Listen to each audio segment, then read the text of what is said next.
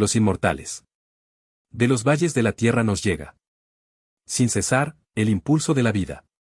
La necesidad salvaje, el entusiasmo intoxicado. El humo sangriento de los festines de miles de verdugos. Las convulsiones del placer, los deseos sin fin. Las manos del asesino, del usurero, del piadoso. Un enjambre de hombres impulsados por el miedo y el placer. Con olor sofocante y podrido, crudo y caliente. Respira felicidad y celo salvaje. Se comen a sí mismos y se vuelven a escupir. Engendran guerras y artes nobles. Adornan con delirios el lupanar que se incendia. Devoran y tragan y corren a través de las alegrías estridentes. Del mundo de su infancia. Que vuelve a levantarse de las olas. Para deshacerse otra vez en barro. Nosotros, en cambio, nos encontramos. En el éter helado e iluminado de estrellas. No conocemos los días, las horas. No somos hombres ni mujeres, jóvenes ni viejos. Los pecados y miedos ajenos. Los asesinatos y las calientes alegrías de los otros. Son teatro y, a la vez, soles que giran. Cada día es, para nosotros, el más largo. Asintiendo en silencio a la vida latente. Mirando en silencio las estrellas que rotan. Respiramos el invierno del universo. Somos amigos de los dragones del cielo. Nuestro sentido eterno es frío e inmutable. Nuestra risa eterna es fría y clara como las estrellas. Luego llegó Marie, después de una comida alegre, fui con ella a nuestra pequeña habitación. Aquella noche ella se mostró más bella, cálida e intensa que nunca y me dio a probar algunas ternuras y jugueteos que sentí como la máxima entrega. Marie, le dije, hoy estás derrochadora como una diosa. No nos mates a ambos, mañana es el baile de máscaras. ¿Quién será tu caballero? Me temo, florcita mía, que se trata de un príncipe azul que te va a raptar y que nunca más volverás a estar conmigo. Hoy me estás amando casi como lo hacen los buenos amantes cuando se despiden por última vez. Marie pegó los labios a mi oreja y susurró. No hables así, Harry. Cada vez puede ser la última vez. Cuando te agarre Hermine, no volverás a estar conmigo. Tal vez lo haga mañana. Nunca experimenté la sensación típica de aquellos días, ese humor doble, extraño y agridulce, con más intensidad que durante aquella noche antes del baile.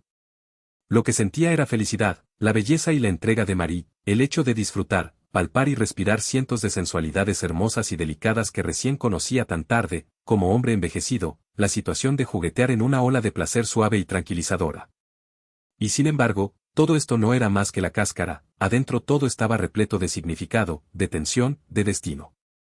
Y mientras yo me ocupaba cariñosa y tiernamente de las dulces y conmovedoras pequeñeces del amor, mientras en apariencia nadaba en una felicidad pura y tibia, sentía en mi corazón como mi destino empujaba temerariamente hacia adelante, como iba a la caza y a galope, igual que un caballo asustado, dirigiéndose al abismo, a la caída, lleno de miedo, lleno de nostalgia, lleno de entrega a la muerte.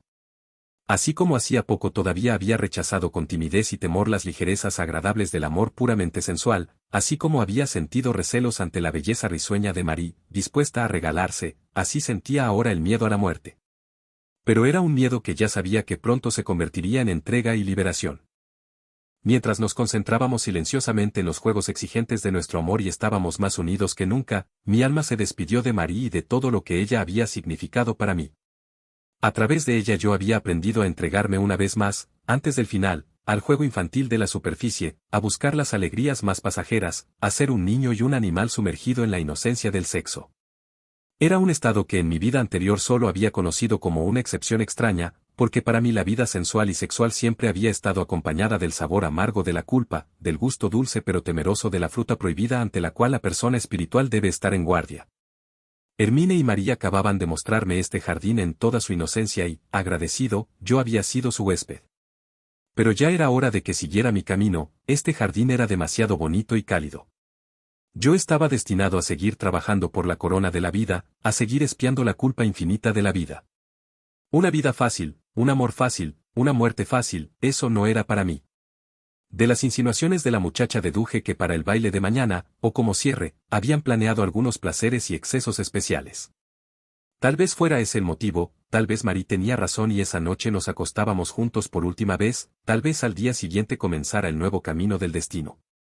Yo estaba repleto de un anhelo ardiente, de un miedo asfixiante, y me aferraba a Marie como un salvaje. Trémulo y voraz, volví a atravesar todos los senderos y matorrales de su jardín, volví a morder la fruta dulce del árbol del paraíso. Durante el día recuperé el sueño perdido de aquella noche. A la mañana fui al baño y luego a casa, agotado, donde oscurecí mi dormitorio. Al desvestirme encontré el poema en el bolsillo, volví a olvidarlo, me acosté de inmediato, olvidé a Marie, a Hermine y al baile de máscaras y dormí durante todo el día. Me levanté al anochecer y solo cuando empecé a afeitarme recordé que el baile iba a comenzar en una hora, debía buscar una camisa para el frac. Terminé de vestirme de buen humor y salí, primero, para comer algo. Era el primer baile de máscaras en el que iba a participar. Es verdad que en épocas pasadas había visitado ese tipo de fiestas de vez en cuando, en algunas ocasiones incluso me habían parecido bonitas, pero no había bailado y solo había sido un espectador. El entusiasmo con el que oía hablar a otros al respecto y con el que se alegraban de que el baile se acercaba siempre me había parecido raro. Hoy, por fin, el baile también era un acontecimiento para mí, y lo esperaba con nerviosismo y no sin un poco de temor. Como no tenía que acompañar a ninguna dama, decidí llegar tarde, cosa que también me había recomendado Hermine. Hacía mucho que no visitaba la fonda del Casco de Hierro, mi antiguo refugio, en el que los hombres desilusionados malgastaban sus noches, tragaban su vino y jugaban a ser solterones, ya no se adecuaba a mi estilo de vida actual. Pero aquella noche el camino me llevó solo hasta allí. Me encontraba en un estado de ánimo temeroso y alegre a la vez, con esa mezcla de sensaciones de destino inminente y de despedida, y todas las estaciones y lugares emblemáticos de mi vida recuperaron por última vez aquel brillo doloroso y bello de lo pasado. Lo mismo sucedió con la pequeña fonda llena de humo en la que, hasta hace poco, todavía había sido un huésped conocido y cuyo narcótico primitivo, conformado por una botella de vino campestre, me había alcanzado para regresar por una noche a mi cama solitaria, para poder soportar la vida durante un par de días más. Después había probado otros métodos y estímulos más fuertes, había bebido venenos más dulces. Entré sonriente al viejo local y fui recibido por el saludo de la dueña y el movimiento de la cabeza de los otros comensales, silenciosos. Me recomendaron un pollito al horno, sirvieron un vino joven de Alsacia en el grueso vaso de estilo campesino y las mesas blancas de madera y las paredes amarillas y viejas me miraron con amabilidad. Mientras comía y bebía, se potenciaba la sensación de que algo dentro de mí se estaba marchitando y despidiendo, esa sensación dulce y dolorosamente intensa que provoca una herida que nunca se curó del todo, pero que está madurando junto a todos los escenarios y todos los objetos de mi vida anterior. El hombre moderno lo llama sentimentalismo, ya no ama los objetos, ni siquiera a su preferido, el automóvil, que espera poder cambiar cuanto antes por uno de marca mejor. Este hombre moderno es apuesto, trabajador, sano, frío y duro, un tipo excelente, en la próxima guerra se comportará de manera destacada. A mí no me importaba, yo no era una persona moderna, tampoco una antigua, yo había caído fuera del tiempo y estaba a la deriva, acercándome a la muerte, dispuesto a morir. No tenía nada en contra de los sentimentalismos, estaba contento y agradecido por percibir aún cualquier cosa parecida a un sentimiento en mi corazón quemado. Así que me entregué a los recuerdos que me despertaba la vieja fonda, a mi cariño por las viejas sillas toscas, al aroma del humo y del vino, al resplandor de la costumbre, la calidez, y a las similitudes con el hogar que todo esto tenía para mí. Me gustaba mi asiento duro, mi vaso de estilo campesino, el gusto fresco y frutal del alsaciano, mi comodidad con todo y todos en esta habitación, me gustaban las caras de los hombres sentados que bebían y soñaban, los desilusionados que durante mucho tiempo habían sido mis hermanos.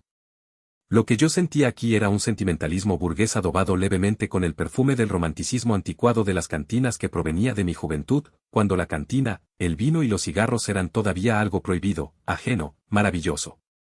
Pero ningún lobo estepario se levantó para mostrarme sus dientes y romper en pedazos mi sentimentalismo. Me quedé sentado en paz, iluminado por el pasado, por los rayos débiles de unas estrellas que mientras tanto ya habían desaparecido. Llegó un vendedor callejero con castañas asadas y compré algunas.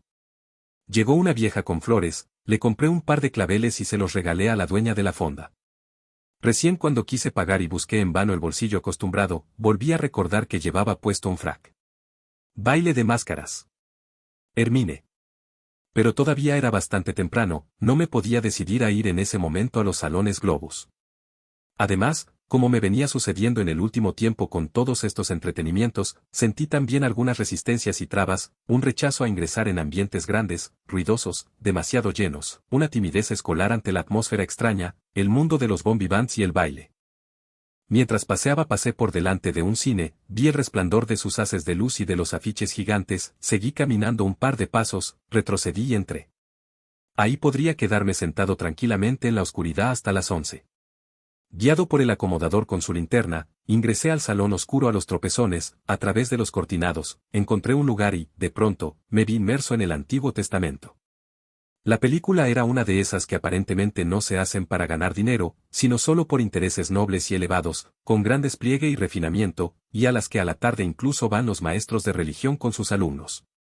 En ella se describían las vidas de Moisés y de los israelitas en Egipto, con una cantidad impresionante de personas, caballos, camellos, palacios, brillo de los faraones y dificultades para los judíos, en plena arena caliente del desierto.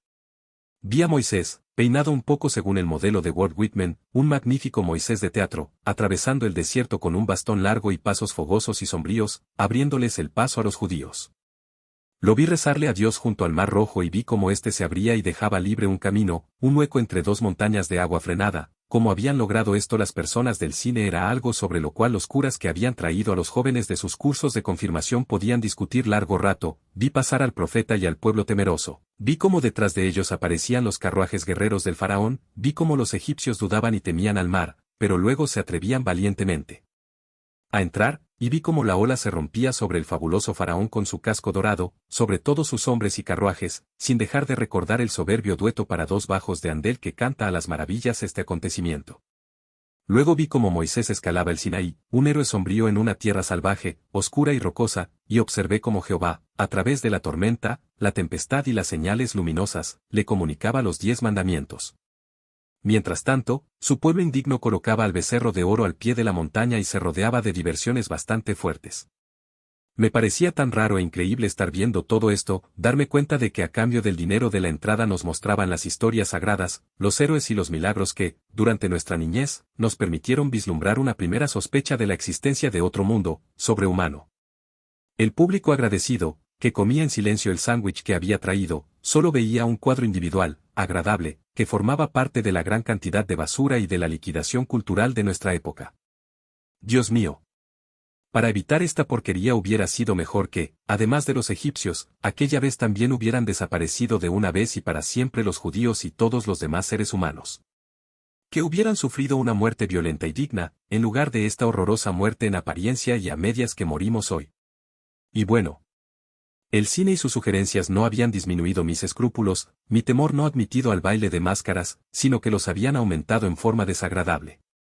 Pensando en Hermine, tuve que darme un empujón para acercarme por fin a los salones Globus y entrar. Se había hecho tarde y la fiesta estaba en marcha desde hacía rato, ya antes de deshacerme de mi abrigo, sobrio y tímido, fui a parar al medio de un revuelo de máscaras, recibí codazos confianzudos, fui invitado por muchachas a visitar los reservados donde se servía champagne, fui golpeado en los hombros por payasos y fui tuteado. No respondía nada, me abrí paso con dificultad a través de los ambientes repletos hasta llegar al guardarropas y cuando obtuve el número de mi abrigo lo guardé cuidadosamente en mi bolsillo, pensando que tal vez lo necesitaría pronto si me hartaba de ese barullo. En todos los ambientes del gran edificio había ruido y movimiento, se bailaba en todas las salas, incluso en el sótano. Todos los corredores estaban inundados de máscaras, baile, música, risas y persecuciones. Incómodo, di vueltas por entre el gentío, fui de la orquesta negra hacia la música campesina, del salón principal grande y brillante a los pasillos, escaleras, bares, restaurantes y reservados para el champagne. La mayoría de las paredes estaban cubiertas por pinturas salvajes y divertidas de los pintores más jóvenes. Todos estaban allí, artistas, periodistas, académicos, empresarios y, por supuesto, toda la farándula de la ciudad. En una de las orquestas estaba Mr. Pablo, que soplaba entusiasmado en su caño curvo, cuando me vio, entonó un fuerte saludo. Empujado por la masa, fui a parar a un cuarto y a otro, subí y bajé escaleras, los artistas habían convertido un pasillo del sótano en un infierno y una banda de diablos tocaba como loca. Poco a poco comencé a buscar a Hermine, a Marie, hice varios intentos de entrar al salón principal pero me perdía o la corriente de personas se me venía en contra. A medianoche todavía no había hallado a nadie, aunque aún no había bailado, ya tenía calor y estaba mareado. Me arrojé sobre la primera silla que vi, entre un montón de desconocidos, permití que me sirvieran vino y llegué a la conclusión de que participar en fiestas tan ruidosas no era algo para un hombre viejo como yo. Tomé mi vaso de vino con resignación, miré los brazos y las espaldas desnudas de las mujeres, vi pasar volando una gran cantidad de máscaras grotescas, dejé que me empujaran y, con mi silencio, hice que un par de muchachas que querían sentarse en mi falda o bailar conmigo siguieran su camino.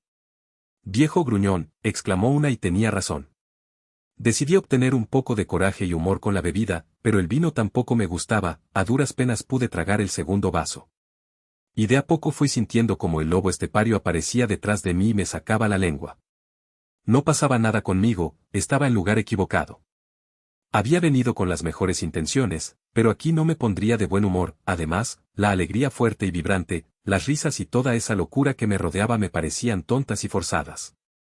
Así fue que a la una, desilusionado y enojado, me volví a abrir camino hasta el guardarropas para ponerme el sobretodo y partir. Era una derrota, una recaída en el lobo estepario, y Hermine no me lo perdonaría. Pero no podía evitarlo. En el camino trabajoso a través del gentío había mirado con cuidado para ver si encontraba a alguna de las dos amigas. En vano. Así que llegué al mostrador, el hombre amable ya había extendido su mano para tomar mi número, metí la mano en el bolsillo de mi chaleco y el número ya no estaba. Maldición, eso era lo único que faltaba. Varias veces, durante mis caminatas tristes a través de los salones y mientras estuve sentado junto al vino insulso, había metido la mano en el bolsillo, luchando con la decisión de partir, y siempre había sentido el cartón plano y redondo en su lugar. Y ahora había desaparecido. Todo estaba en mi contra. ¿Has perdido el número?, preguntó con voz chillona un pequeño diablo rojo y amarillo que apareció junto a mí. Toma, compañero, puedes quedarte con el mío. Y me dio su cartón. Mientras lo agarraba mecánicamente y lo hacía girar entre mis dedos, el ágil personaje ya había vuelto a desaparecer. Pero cuando levanté la moneda redonda de cartón a la altura de mis ojos para ver el número, vi que no tenía ninguna cifra, sino algo escrito en letra minúscula. Pedí al hombre del guardarropas que esperara, me acerqué a la primera lámpara que vi y leí.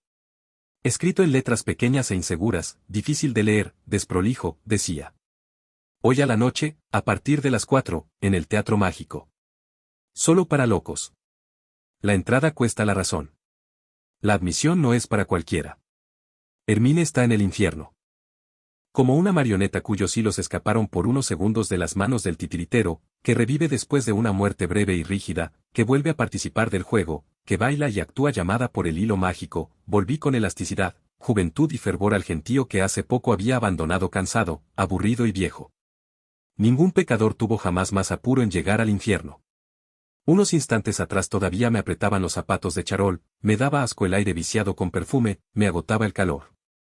Ahora avanzaba con rapidez por las salas, sobre pies flexibles que seguían el ritmo del Onesp, acercándome al infierno, sintiendo el aire lleno de magia, dejándome envolver y cargar por la calidez, la música ensordecedora, el mareo de los colores, el perfume de los hombros femeninos, la intoxicación de cientos de personas, la risa, el ritmo del baile y el brillo de todos los ojos irritados. Una bailarina española voló a mis brazos, baila conmigo. No puedo, contesté. Debo ir al infierno. Pero con gusto aceptaré un beso tuyo. La boca roja debajo de la máscara se me vino encima y recién durante el beso reconocí a Marie. La abracé con fuerza, su boca rellena había florecido como una madura rosa estival.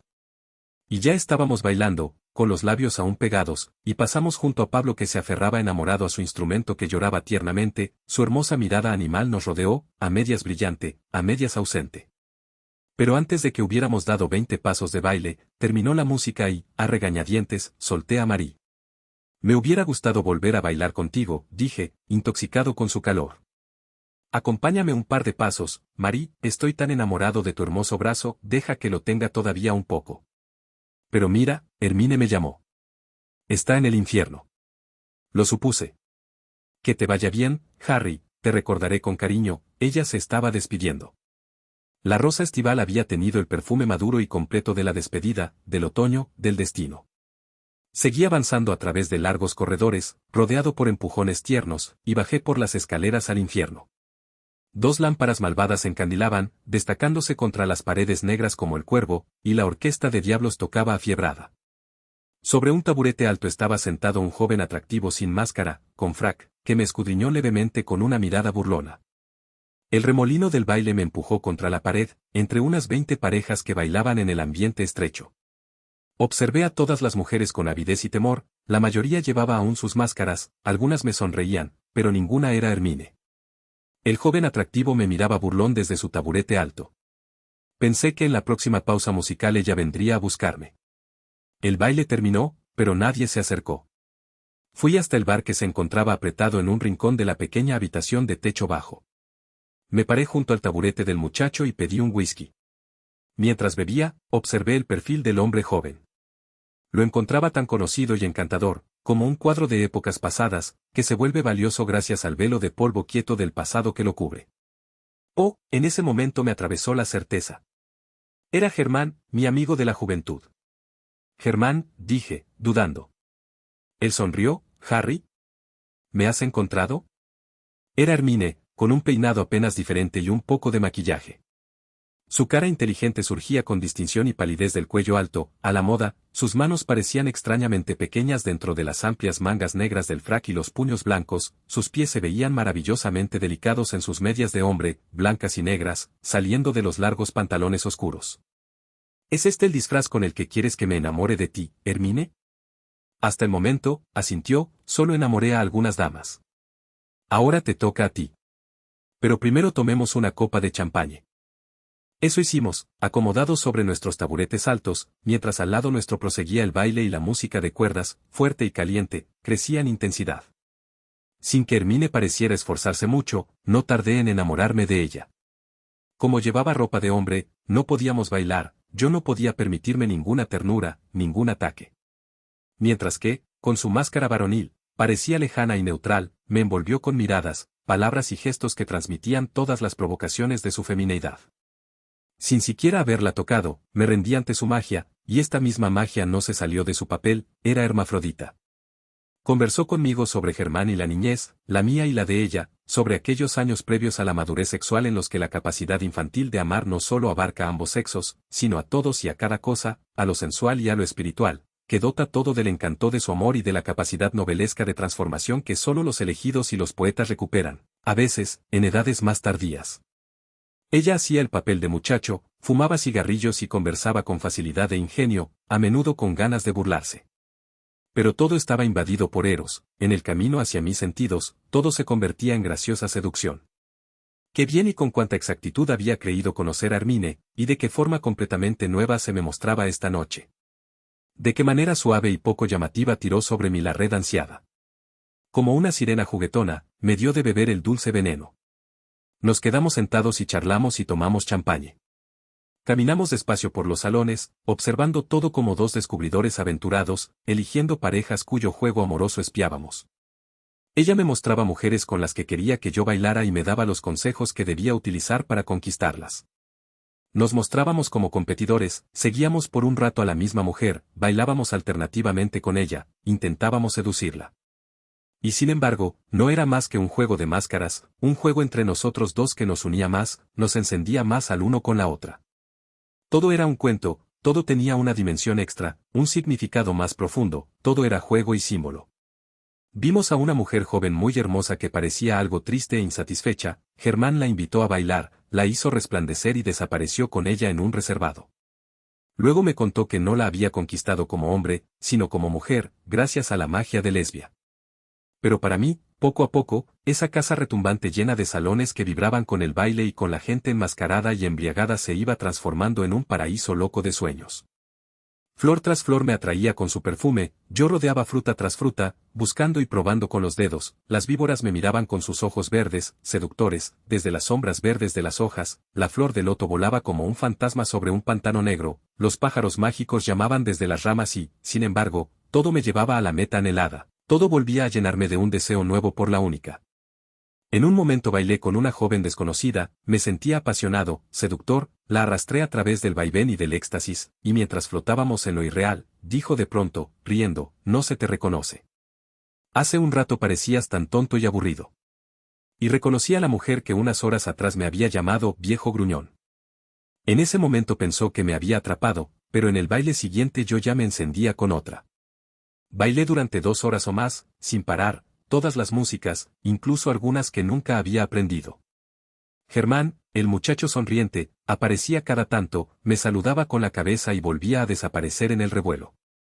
Durante aquel baile, viví una experiencia que había desconocido durante 50 años a pesar de que creo que cada adolescente y estudiante la conoce, la experiencia de la fiesta, el éxtasis de la comunidad festejante, el misterio de la disolución de la persona en la masa, de la unión mística en la alegría. A menudo había oído hablar al respecto, cualquier sirvienta lo sabía, y muchas veces había visto el brillo en el ojo del narrador y había sonreído con una mezcla de suficiencia y envidia.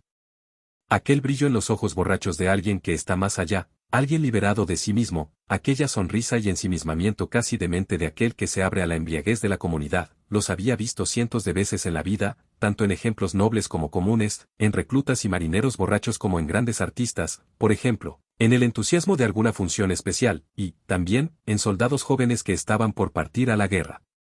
Y hacía menos tiempo había admirado, amado, burlado y envidiado este brillo y esta sonrisa en mi amigo Pablo, cuando, alucinado por la música, se aferraba a su saxofón o observaba al director, al baterista, al hombre con el banjo, fascinado y estático. Solía pensar que una sonrisa así, un brillo así, solo eran posibles para personas muy jóvenes o para aquellos pueblos que no se permiten una individualización o diferenciación muy fuerte de las personas.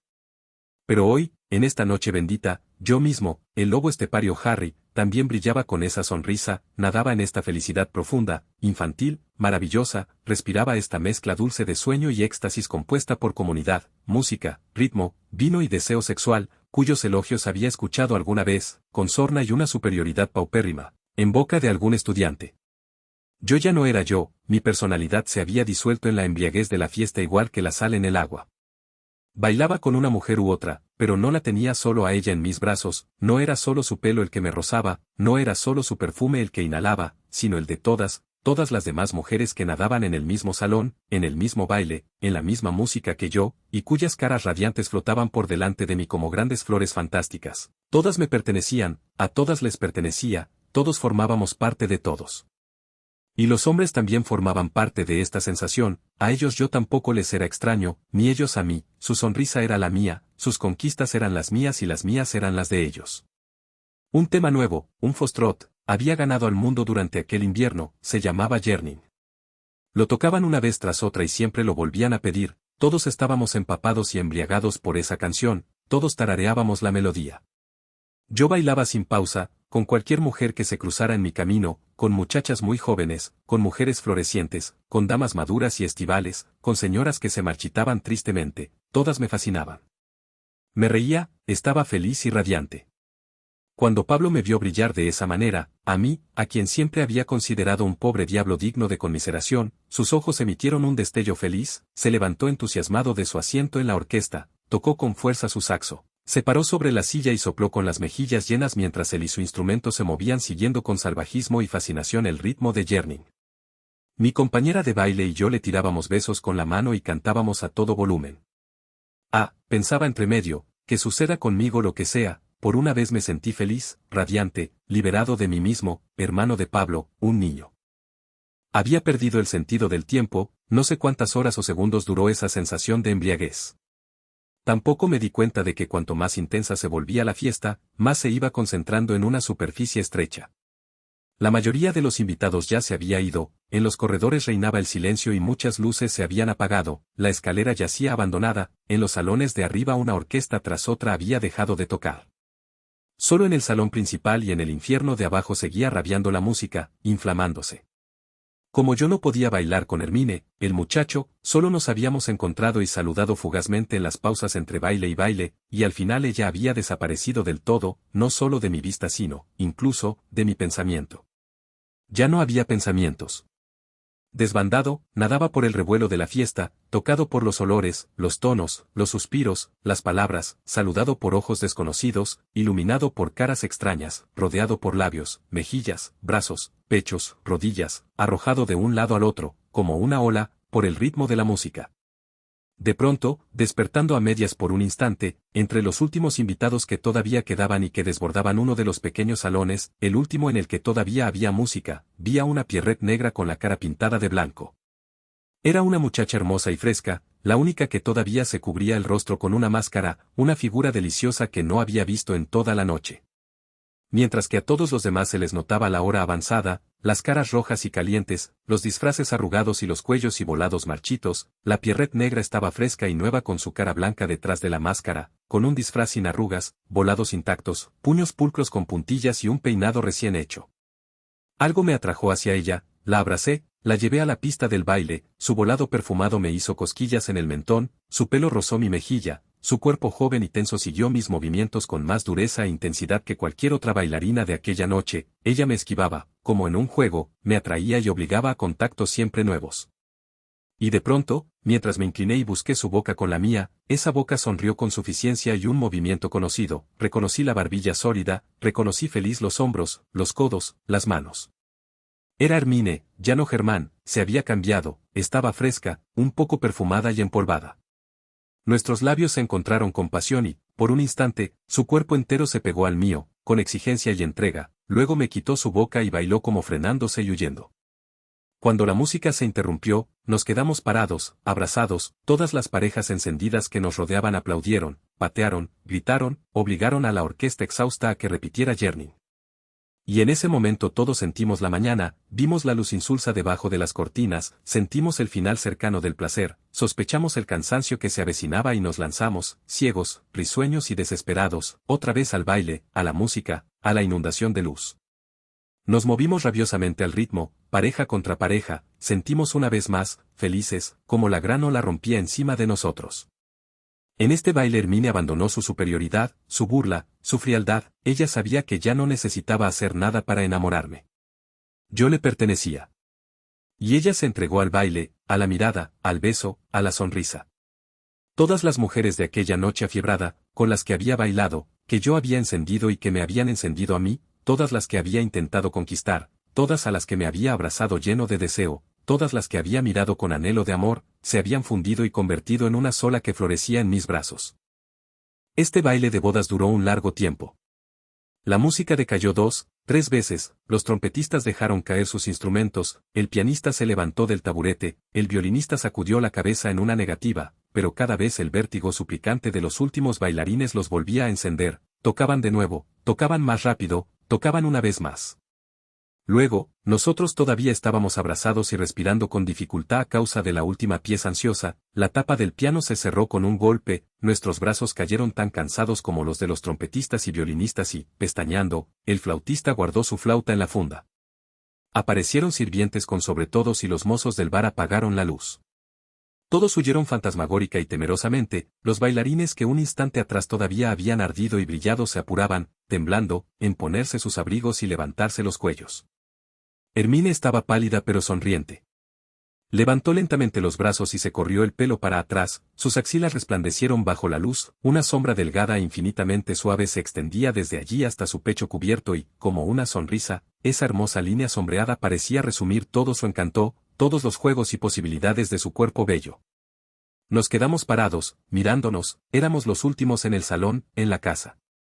En algún lugar, abajo, oí que una puerta se cerraba, un vidrio se rompía, una risa ahogada se perdía, y todo se mezclaba con el ruido desagradable, apurado, de los automóviles que se encendían.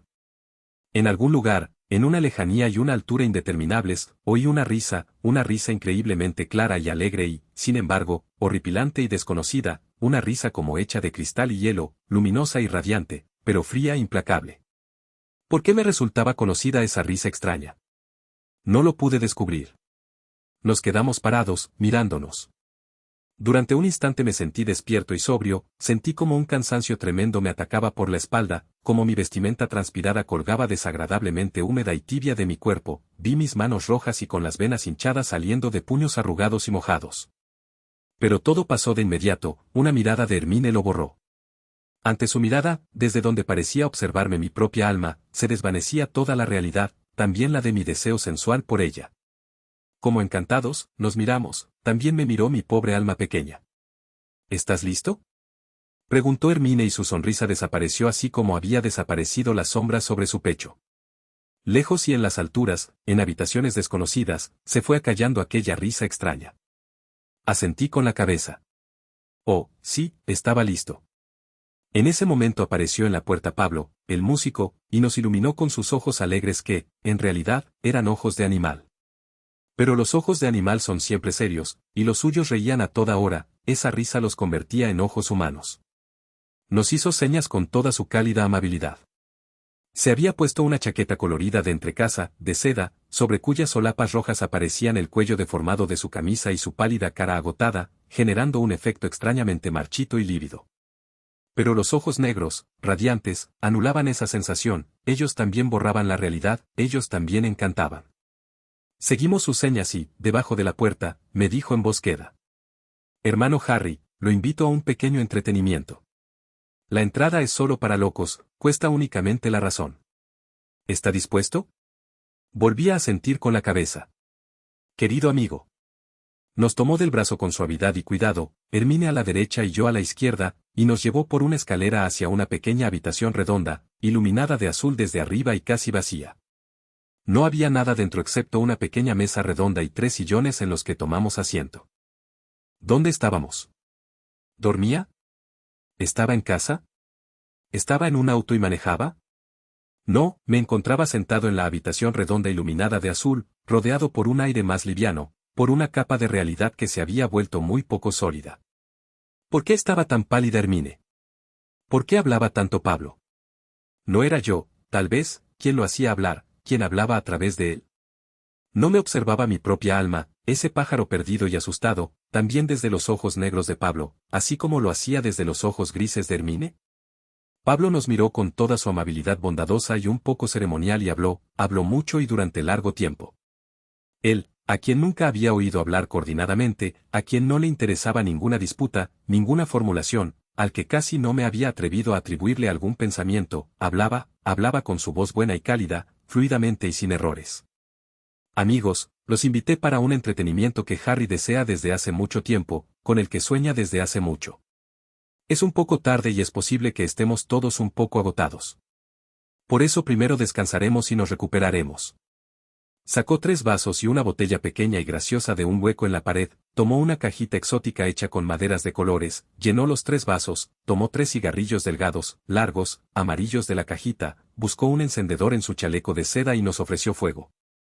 Reclinados en nuestros sillones, cada uno de nosotros fumaba despacio su cigarrillo, cuyo humo era espeso como el incienso, y bebía en sorbos pequeños, lentos, el líquido agridulce, extrañamente desconocido y con gusto raro, que de hecho tuvo un efecto infinitamente vivificante y alegre, como si nos hubieran llenado de gas y todo peso nos abandonara. Permanecimos sentados así, fumando en pequeñas pitadas, descansando, sorbiendo de nuestros vasos, sintiendo cómo nos volvíamos livianos y alegres. Mientras tanto, Pablo habló en voz baja con su timbre cálido. Hoy es una alegría para mí, querido Harry, poder confundirlo un poco. A menudo usted se ha sentido harto de su vida, con deseos de partir, ¿no es cierto? Anhelaba abandonar esta época, este mundo, esta realidad, e ingresar en una realidad diferente, más adecuada, en un mundo sin tiempo. Hágalo, querido amigo, lo invito a hacerlo. Usted sabe dónde se esconde ese otro mundo, que el mundo que busca es el de su propia alma. Aquella otra realidad que anhela solo vive en su propio interior. Yo no puedo darle nada que no exista ya dentro de usted mismo, no puedo abrir otro salón de imágenes que el de su alma. No puedo darle nada, solo la oportunidad, un empuje, la llave. Yo lo ayudo a hacer visible su propio mundo, eso es todo. Metió la mano en el bolsillo de su chaleco colorido y sacó a la luz un espejo redondo de bolsillo. Vea, hasta ahora usted se vio a sí mismo así. Sostuvo el espejito frente a mis ojos, recordé unos versos de la infancia, espejito, espejito, que estás en la mano, y, algo diluida y nublada, vi una imagen terrible, que se movía dentro de sí misma, que trabajaba intensamente y fermentaba, era yo mismo, Harry Haller, y dentro de ese Harry estaba el lobo estepario, un lobo tímido y bello pero con la mirada perdida y asustada, cuyos ojos brillaban a veces con maldad, a veces con tristeza. Esta silueta lobuna fluía en un movimiento continuo a través de Harry de la misma manera en que un afluente de otro color oscurece y revuelve una corriente, luchando, las dos partes alimentándose una de la otra, envidiosas, repletas del deseo irresuelto de encontrar una forma. El lobo disuelto, conformado a medias, me miraba triste, triste, desde sus bellos ojos tímidos. Usted se vio a sí mismo así, repitió Pablo con suavidad y volvió a guardar el espejo en el bolsillo. Cerré los ojos agradecido y bebí del elixir. Ahora hemos descansado, dijo Pablo, nos hemos repuesto y conversamos un poco. Si ya no se sienten cansados, quiero llevarlos a mi mirilla y mostrarles mi pequeño teatro. ¿Están de acuerdo? Nos levantamos, Pablo señaló el camino con una sonrisa, abrió una puerta, corrió un cortinado y de pronto nos encontramos en el pasillo redondo, con forma de herradura, de un teatro. Estábamos exactamente en el medio y un corredor que se extendía para ambos lados llevaba hacia una cantidad increíblemente grande de puertas angostas que daban a los palcos. Este es nuestro teatro, explicó Pablo, un teatro alegre. Ojalá encuentren todo tipo de cosas para reírse. Al decir esto, rió con fuerza. Solo fueron un par de tonos, pero me atravesaron con vehemencia, era otra vez la risa clara, desconocida, que ya había escuchado arriba. Mi teatrito tiene tantas puertas para palcos como ustedes quieran, 10 o 100 o 1000, y detrás de cada puerta los espera aquello que justo están buscando. Es un bonito gabinete de imágenes, querido amigo, pero no le serviría de nada recorrerlo así como está. Usted se vería obstaculizado y encandilado por aquello a lo que está acostumbrado a llamar su personalidad. Sin dudas ya adivinó hace rato que la superación del tiempo, la liberación de la realidad o cualquiera sea el nombre que desee darle a su anhelo no puede significar otra cosa que las ganas de deshacerse de su así llamada personalidad. Ella es la cárcel que lo acorrala. Y si usted entra al teatro así como está, verá todo a través de los ojos de Harry, a través de los viejos anteojos del lobo estepario. Por eso lo invito a quitarse esos anteojos y dejar, por favor, su muy respetada personalidad aquí en el guardarropas, donde estará a su disposición en cuanto lo desee. La bonita noche que acaba de experimentar, el tratado del lobo estepario y, por último, el pequeño estimulante que acabamos de ingerir deberían haberlo preparado lo suficiente. Usted, Harry, después de entregar su estimada personalidad, tendrá a su disposición el lado izquierdo del teatro, Hermine, el derecho. En el interior podrán reencontrarse todas las veces que quieran. Por favor, Hermine, ve un minuto detrás de las cortinas, primero quiero introducir a Harry. Así que Hermine desapareció por la derecha, pasando junto a un espejo enorme que cubría la pared de atrás desde el suelo hasta la bóveda. Bueno, Harry, ahora venga y esté de buen humor. Ponerlo de buen humor, enseñarle a reír, ese es el sentido de toda esta función. Espero que me facilite la tarea. ¿Se siente bien, no es cierto? ¿Sí? ¿No tiene miedo, tal vez? Entonces bien, muy bien. Ahora, sin miedo y con gran alegría, ingresará en nuestro pequeño mundo de apariencias cometiendo un pequeño suicidio aparente, como es costumbre. Volvió a sacar el espejito del bolsillo y lo colocó delante de mi cara. Otra vez vi al Harry confuso, nublado, atravesado por la imagen luchadora del lobo, una imagen que conocía bien y realmente no me despertaba simpatía alguna, cuya destrucción no podía preocuparme. Ahora, querido amigo, borrará este reflejo que ya no necesita, no hace falta nada más. Si su humor lo permite, alcanza con que considere esta imagen con una risa auténtica. Usted se encuentra aquí en una escuela del humor, debe aprender a reír. Pues bien, todo humor elevado comienza con dejar de tomarse en serio a la propia personalidad. Miré fijamente el espejito que estás en la mano, en el que el lobo Harry llevaba a cabo sus contorsiones. Por un segundo sentí una puntada en mi interior, muy profunda, silenciosa pero dolorosa, como un recuerdo, una nostalgia, un remordimiento. Luego la leve congoja dejó lugar a un sentimiento nuevo, parecido a aquel que se siente cuando nos sacan un diente enfermo de una encía anestesiada con cocaína, una sensación de alivio, de profunda apertura y, a la vez, de sorpresa porque no había dolido nada. Y esta sensación se vio acompañada de una alegría fresca y de unas ganas de reír que resultaban imposibles de evitar, por lo que rompí en una risa liberadora. La imagen turbia del espejo se sacudió y apagó, de pronto, la pequeña superficie del espejo pareció quemada, se había vuelto gris y áspera y opaca. Pablo, riendo, tiró el pedazo de vidrio que se perdió rodando por el suelo del corredor interminable. Buena risa, Harry, exclamó Pablo, terminarás aprendiendo a reír como los inmortales. Por fin has asesinado al lobo estepario. Es imposible hacerlo con la hoja de afeitar. Ten cuidado para que permanezca muerto. Pronto podrás abandonar la tonta realidad. En la próxima ocasión que se nos ofrezca, brindaremos por nuestra hermandad. Querido, nunca me has gustado tanto como hoy. Y si en ese momento todavía te importa, entonces podremos filosofar y discutir juntos, hablar todo lo que quieras sobre música y Mozart y Gluck y Platón y Goethe. Ahora comprenderás por qué no podía hacerlo antes. Ojalá lo logres y por hoy te puedas deshacer del lobo estepario. Porque claro que tu suicidio no es real, aquí nos encontramos en un teatro mágico, solo hay imágenes, ninguna realidad. Elige imágenes lindas y alegres y muestra que de verdad ya no estás enamorado de tu personalidad dudosa. Pero si de todas formas la quieres de vuelta, solo necesitas mirar de nuevo en el espejo que te voy a mostrar ahora. Aunque tú conoces la vieja palabra sabia, un espejito en la mano es mejor que dos en la pared. Jaja, otra vez ríe con tanta belleza y horror, bien, y ahora solo falta completar una ceremonia muy pequeña, divertida. Te has deshecho de los anteojos de tu personalidad, ahora ven una vez y mira en un espejo real. Te gustará. Bajo risas y pequeñas caricias graciosas me hizo girar de manera que el enorme espejo de pared quedara enfrente de mí. Allí me vi. Por un brevísimo instante vi al Harry conocido, solo que con una cara inusualmente alegre, clara, risueña. Pero ni bien lo reconocí, se desdobló en una segunda figura, una tercera, una décima, una veinteava y todo el inmenso espejo se pobló de Heris o pedazos de Heris incontables a los que solo pude ver y reconocer por momentos fugaces. Algunos de estos muchos Heris eran tan viejos como yo, otros eran mayores, otros eran viejísimos, otros muy jóvenes.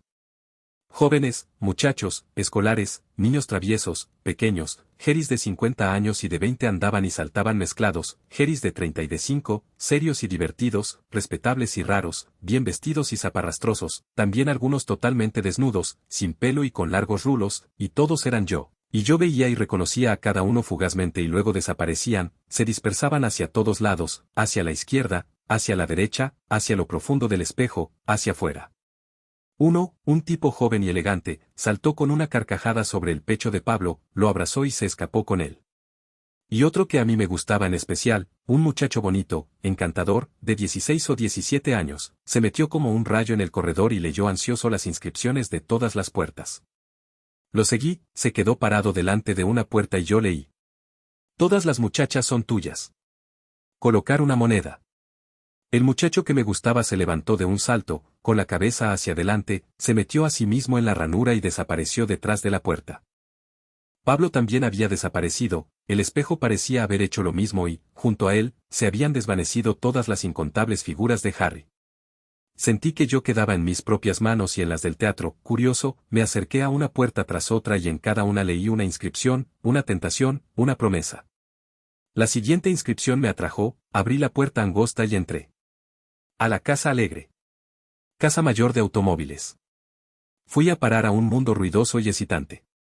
Los automóviles, en parte convertidos en tanques, corrían por las calles y cazaban peatones, los pisaban hasta convertirlos en puré, los aplastaban contra las paredes de las casas.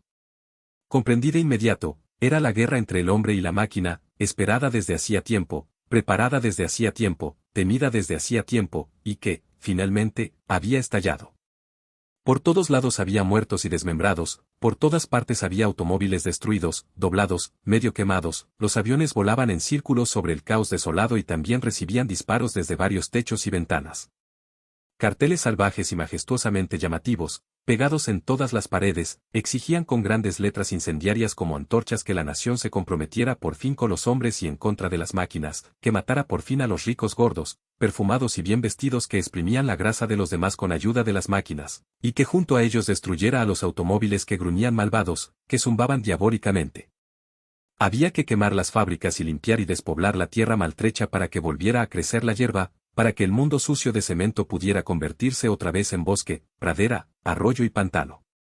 Otros carteles, en cambio, muy bien dibujados y estilizados, con colores más tenues, menos infantiles, redactados con una inteligencia y un ingenio llamativos, advertían a todos los que poseían algo y a aquellos que pensaran de manera afín que debían movilizarse contra el caos amenazante de la anarquía. Describían de manera realmente conmovedora la bendición del orden, del trabajo, del bien privado, de la cultura, de la justicia, y elogiaban a las máquinas como la invención última y más elevada del ser humano, con cuya ayuda éste se convertiría en un dios. Pensativo y maravillado, leí los carteles rojos y los verdes, su locuacidad incendiaria, su lógica abrumadora, también tuvieron un efecto entusiasta en mí. Yo les daba la razón y me descubría profundamente convencido por unos, luego por otros, pero siempre bastante molesto por los disparos nada desdeñables que me rodeaban. Bueno, lo fundamental estaba claro, era la guerra, una batalla violenta, elegante y muy simpática en la que no se luchaba por el emperador, la república, las fronteras, las banderas, los colores y esas cosas más bien decorativas y teatrales que, en el fondo, son minucias, sino una batalla en la que cada uno de aquellos a los que el aire se les había vuelto escaso y a los que la vida ya no les gustaba tanto podía expresar su hartazgo a los golpes, una guerra que buscaba la destrucción general. del mundo metálicamente civilizado. Vi cómo en los ojos de todos, clara y honestamente, resplandecía el deseo de destruir y de matar. En mí mismo también florecieron esas flores rojas y salvajes, altas y sólidas, y también se reían. Contento, me sumé a la lucha. Pero lo más hermoso de todo fue que, de pronto, al lado mío, apareció mi compañero de escuela Gustav, el que había desaparecido hacía décadas y que solía ser uno de los amigos más salvajes, fuertes y vitales de mi infancia temprana. Se me alegró el corazón cuando vi que me volvía a guiñar sus ojos celestes. Me saludó y me acerqué enseguida, feliz. Dios mío, Gustav, exclamé contento, volver a verte. ¿Qué ha sido de tu vida? Se rió molesto, igual que cuando éramos chicos. Animal, ¿es que enseguida debes preguntar y conversar? Soy profesor de teología, eso, ahora lo sabes, pero por suerte ya no existe la teología, amigo, sino la guerra. Anda, ven. Bajó a los tiros al conductor de un pequeño camión que se nos acercaba, se trepó encima con la agilidad de un mono, hizo frenar al vehículo y me ayudó a subir. Después avanzamos con la velocidad del diablo entre las balas de escopetas y los coches volcados, huyendo de la ciudad y del suburbio. ¿Estás de parte de los fabricantes? Le pregunté a mi amigo. ¿Qué importa? Esa es una cuestión de gusto, lo pensaremos cuando estemos allá afuera. Pero no, espera, me gusta más la idea de apoyar al otro bando, aunque claro que en el fondo da exactamente igual. Yo soy teólogo y, en su momento, mi predecesor Lutero ayudó a los nobles y a los ricos en contra de los campesinos. Eso lo vamos a corregir un poco. ¿Qué auto malo? Espero que aguante un par de kilómetros más. Rápidos como el viento, ese niño divino, salimos traqueteando por un paisaje verde y tranquilo. Manejamos muchos kilómetros, pasamos por una gran planicie y luego subimos lentamente, internándonos en unas montañas imponentes. Frenamos junto a una calle lisa, resbaladiza, que se extendía entre una pared escarpada de piedras y un pequeño parapeto protector, provocando curvas arrojadas y elevándose alto, alto, por encima de un lago azul y brillante. Linda zona, dije yo. Muy bonita. Podemos llamarla calle de los ejes, parece que más de un eje se hace pedazos aquí, Harry, presta atención. En el camino apareció un pino grande y encima vimos algo así como una cabaña construida con maderas, un mirador y un puesto elevado. Gustav se rió con placer, me guiñó con picardía sus ojos azules y los dos nos apuramos en bajar del coche. Trepamos al árbol y, respirando con profundidad, nos escondimos en el mirador, que nos gustaba mucho. Allí encontramos escopetas, pistolas, cajas llenas de cartuchos. Y ni bien nos habíamos refrescado un poco y acomodado en el puesto de caza, oímos la bocina afónica y dominante de un gran auto de lujo que subía zumbando, a toda velocidad, por la reluciente ruta montañosa. Ya teníamos las escopetas en la mano. Sentíamos un nerviosismo maravilloso.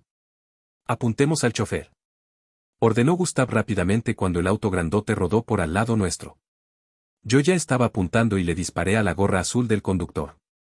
El hombre se derrumbó, el coche siguió zumbando, chocó contra la pared, rebotó, golpeó pesado y rabioso como un abejorro gordo contra el muro más bajo, dio una vuelta campana y se despeñó con un ruido sordo, breve. Listo. Se rió Gustav. El próximo me toca a mí. Ya se acercaba otro auto a toda velocidad. Los 3 o 4 pasajeros se veían pequeños en sus asientos mullidos, un velo celeste, rígido y vertical, flotaba detrás de una mujer. En realidad me daba pena, quién sabía si debajo de él no sonreía la cara femenina más hermosa del mundo.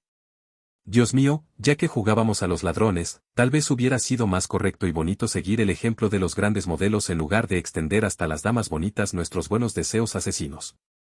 Pero Gustav ya había disparado. El chofer se estremeció, se hundió en el asiento, el auto saltó hacia lo alto contra la piedra escarpada y volvió a caer con las ruedas para arriba, sobre la calle. Esperamos, nada se movió, las personas estaban debajo del auto en silencio, como atrapadas en una trampa. El vehículo seguía ronroneando y crepitando, las ruedas se movían divertidas en el aire, pero de pronto hubo un estallido terrible y todo quedó envuelto en llamas. Un Ford, dijo Gustav. Debemos bajar y desocupar la calle. Descendimos y miramos de cerca el montón ardiente, se había apagado rápido. Mientras tanto preparamos unas palancas con madera joven y lo levantamos hacia el costado, por encima del borde del camino y hacia el precipicio. Durante largo rato hubo ruido en los arbustos. 2 de los muertos habían caído fuera del auto cuando éste se dio vuelta y estaban tirados ahí, con la vestimenta parcialmente quemada. El saco de uno todavía se encontraba bastante entero, revisé sus bolsillos para ver si podíamos saber quién era. Encontré un estuche de cuero que contenía tarjetas de presentación. Tomé una y leí, Tattoo Amasí. Muy gracioso, dijo Gustav. Pero de hecho da lo mismo como se llaman las personas que matamos. Son pobres tipos igual que nosotros, eso no depende de los nombres. Este mundo debe destruirse y nosotros con él. Colocarlo 10 minutos bajo agua sería la solución menos dolorosa. Y bueno, a trabajar. Arrojamos a los muertos detrás del auto. Un vehículo nuevo ya se acercaba a los bocinazos. Disparamos directamente desde la calle, juntos. El auto giró como un trompo borracho a lo largo de un tramo de calle, cayó y quedó quieto, sacudiéndose apenas. Un pasajero quedó sentado, inmóvil, en el interior, pero una muchacha joven y bonita se bajó intacta, aunque pálida y temblando con violencia. La saludamos con amabilidad y le ofrecimos nuestros servicios. Ella estaba demasiado asustada, no podía hablar y por un rato nos miró como demente. Bueno, fijémonos primero cómo está el viejo caballero, dijo Gustav y se acercó al pasajero, que seguía aferrado al asiento detrás del chofer muerto.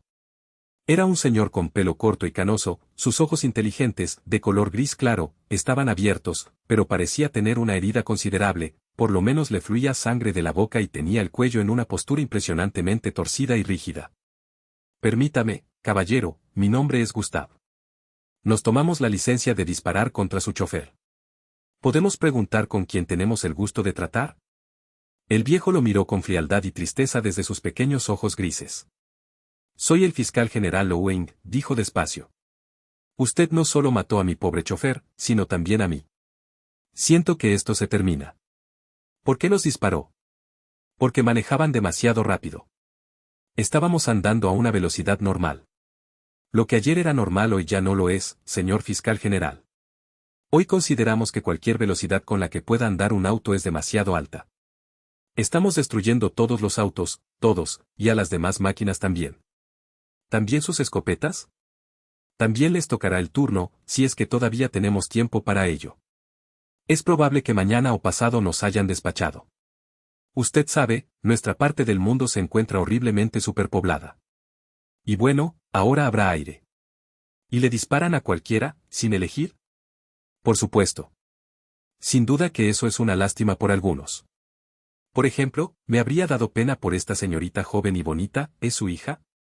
No, mi secretaria. Mejor aún. Y ahora, por favor, descienda, o permita que lo saquemos de ahí, porque debemos destruir el auto. Prefiero que me destruyan junto a él. Como desee. Permítame una pregunta más, usted es abogado, nunca pude comprender cómo alguien puede ser abogado. Usted vive de acusar y juzgar a otras personas, casi siempre a pobres diablos, ¿no? Así es. Yo cumplía con mi deber. Era mi función. Así como la función del verdugo es matar a las personas que yo condeno. Usted mismo acaba de hacerse cargo de esa función. Si usted también mata. Correcto. Solo que nosotros no matamos por deber, sino por diversión o, más bien, por antidiversión, por desesperación frente al mundo. Por eso matar nos proporciona un poco de entretenimiento. ¿A usted nunca lo divirtió matar? Usted me aburre. Tenga la bondad de concluir su tarea. Si el concepto de deber le resulta desconocido. Se cayó y movió los labios como si quisiera escupir. Pero solo le salió un poco de sangre que quedó pegada a su barbilla. Espere, dijo Gustav con amabilidad. De hecho, no conozco, o ya no conozco, el concepto de deber. Antes tenía mucho que ver con el debido a mi función, yo era profesor de teología. Además fui soldado y participé en la guerra. Nada de aquello que consideraba deber y que en cada oportunidad me ordenaban las autoridades y los jefes era bueno, siempre hubiera preferido hacer lo opuesto. Pero a pesar de que ya no conozco el concepto del deber, sí conozco el de la culpa, y tal vez ambos sean lo mismo. Como una madre me parió, soy culpable, estoy condenado a vivir, estoy obligado a pertenecer a un Estado, a ser soldado, a matar, a pagar impuestos que se utilizarán para armamentos. Y ahora, en este instante, igual que durante la guerra, la culpa de vivir me volvió a llevar a matar a alguien. Y esta vez no mato con disgusto, me entregué a la culpa, no tengo nada en contra de que el mundo tonto y ciego se rompa en pedazos. Ayudaré con ganas y estoy dispuesto a destruirme a mí mismo en el camino. El fiscal hizo un gran esfuerzo para sonreír un poco con sus labios pegoteados con sangre. No lo logró muy bien, pero se podía reconocer su buena intención. Está bien, dijo, entonces somos colegas. Ahora, por favor, cumpla con su deber, señor colega. Entretanto, la muchacha bonita se había sentado junto a la ruta y se había desmayado. En ese momento volvió a sonar la bocina de un auto que se acercaba a todo lo que daba. Corrimos a la joven un poco hacia el costado, nos pegamos contra las rocas y dejamos que el vehículo se estrellara contra los restos del anterior. El auto frenó con violencia y corcoveó, pero quedó quieto, sin daño alguno. Tomamos rápidamente nuestras armas y apuntamos a los recién llegados. «Desciendan», comandó Gustav. «Arriba las manos». 3 hombres se bajaron del auto y levantaron obedientemente los brazos. «¿Alguno de ustedes es médico?», preguntó Gustav. Lo negaron. «Entonces tengan la bondad de liberar a este hombre de su asiento, con cuidado, está gravemente herido. Y luego lo llevarán en su coche hasta la próxima ciudad. Adelante, muévanse». El viejo caballero no tardó en encontrarse arropado en el otro vehículo, Gustav dio la orden y todos arrancaron. Mientras tanto, nuestra secretaria había recuperado la conciencia y había observado lo que pasaba. «Me gustaba que hubiéramos hecho este botín tan bonito». «Señorita», dijo Gustav, «ha perdido a su empleador. Ojalá que el viejo caballero no haya sido importante para usted en otros aspectos. Usted acaba de ser contratada por mí, sea una buena compañera para nosotros». «Bien, y ahora estamos apurados. Aquí pronto se va a poner incómodo». «¿Puede trepar, señorita?». «Sí». «Entonces vamos, irá entre nosotros 2 y la ayudaremos». Los 3 trepamos tan rápido como nos fue posible hasta nuestra cabaña en el árbol. Arriba la señorita se sintió mal, pero le dimos un coñac y pronto se había recuperado tan bien que podía admirar la vista maravillosa del lago y de las montañas e informarnos que se llamaba Dora. Enseguida apareció otro auto, abajo, que dio una vuelta cuidadosa alrededor del vehículo volcado, sin frenar, y que luego aumentó de inmediato su velocidad. «Vago», rió Gustav y disparó contra el conductor. El coche bailó un poco, pegó un salto hacia el muro, lo abolló levemente y quedó colgado en diagonal sobre el precipicio. «Dora», dije yo, ¿sabe maniobrar una escopeta? No sabía, pero nosotros le enseñamos a cargar un arma. Al principio lo hizo sin habilidad y se cortó un dedo, que sangró y la hizo llorar y exigir un apósito. Pero Gustav le explicó que estábamos en guerra y que debía mostrar que era una muchacha fuerte y valiente. Entonces todo anduvo bien. ¿Pero qué será de nosotros?, preguntó luego. «No lo sé», dijo Gustav. «A mi amigo Harry le gustan las mujeres bonitas, él será su amigo.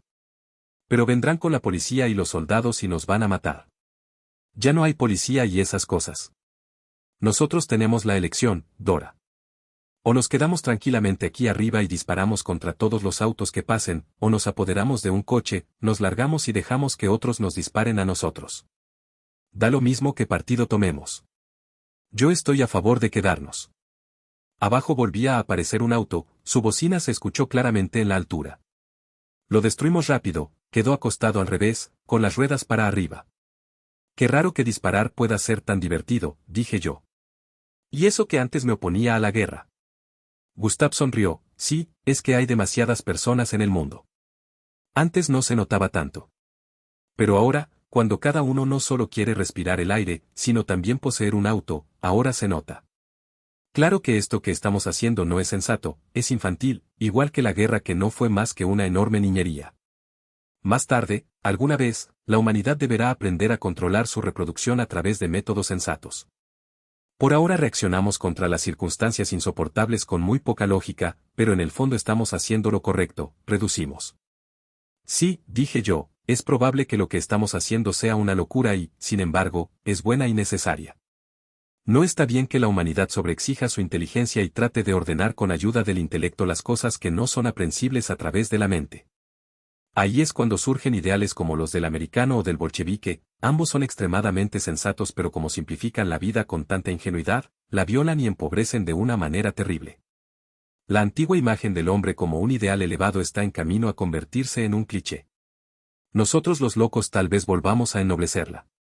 Gustav me respondió entre risas: «Hermano, hablas con una inteligencia maravillosa, es una alegría oírte y resulta provechoso escuchar a este paquete de sabiduría.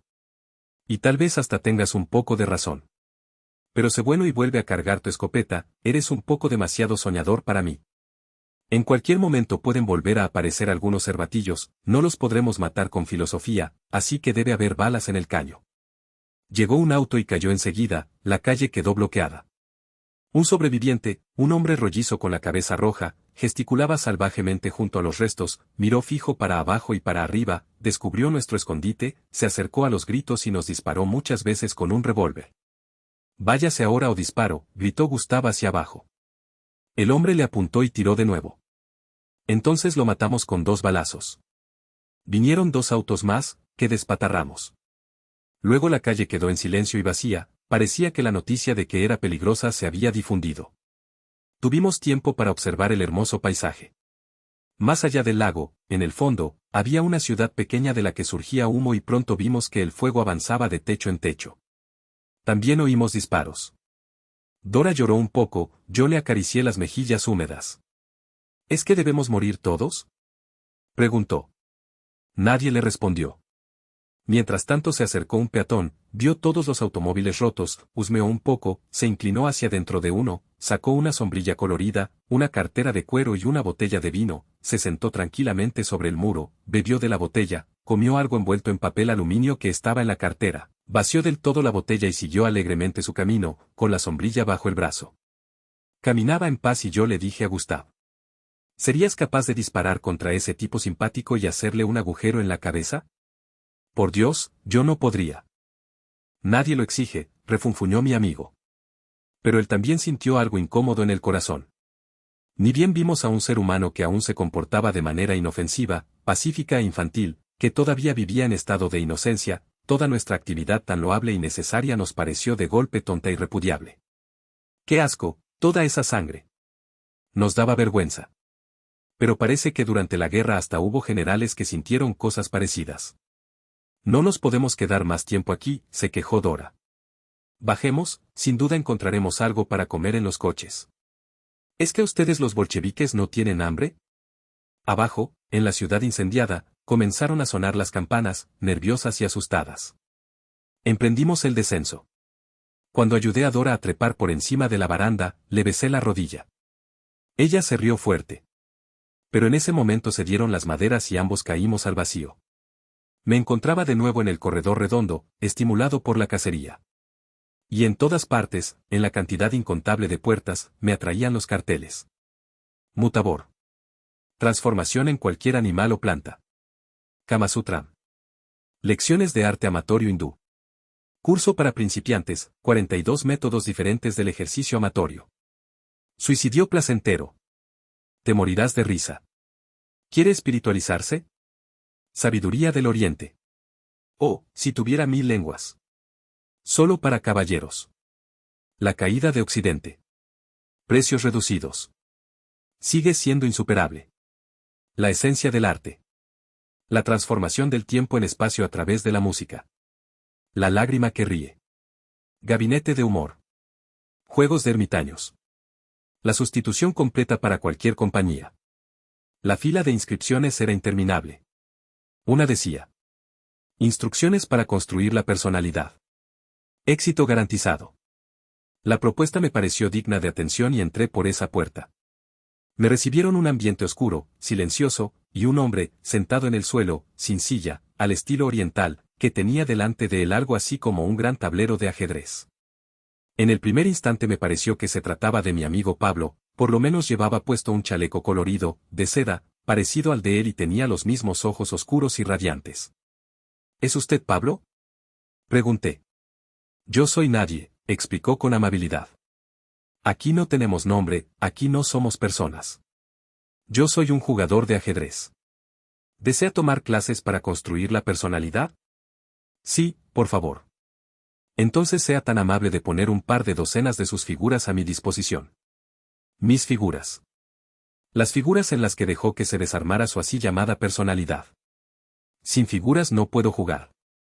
Me mostró un espejo y volví a ver cómo la unidad de mi persona se desarmaba en muchos yo, ahora parecía haber una cantidad mayor aún. Pero estas figuras eran muy pequeñas, tenían el tamaño aproximado de piezas de ajedrez, y el jugador tomó una docena de ellas con un par de movimientos tranquilos y seguros de sus dedos y las colocó junto al tablero de ajedrez, en el piso. Mientras tanto hablaba en un tono monocorde, como un hombre que repite un discurso o una lección que ha dicho muchas veces.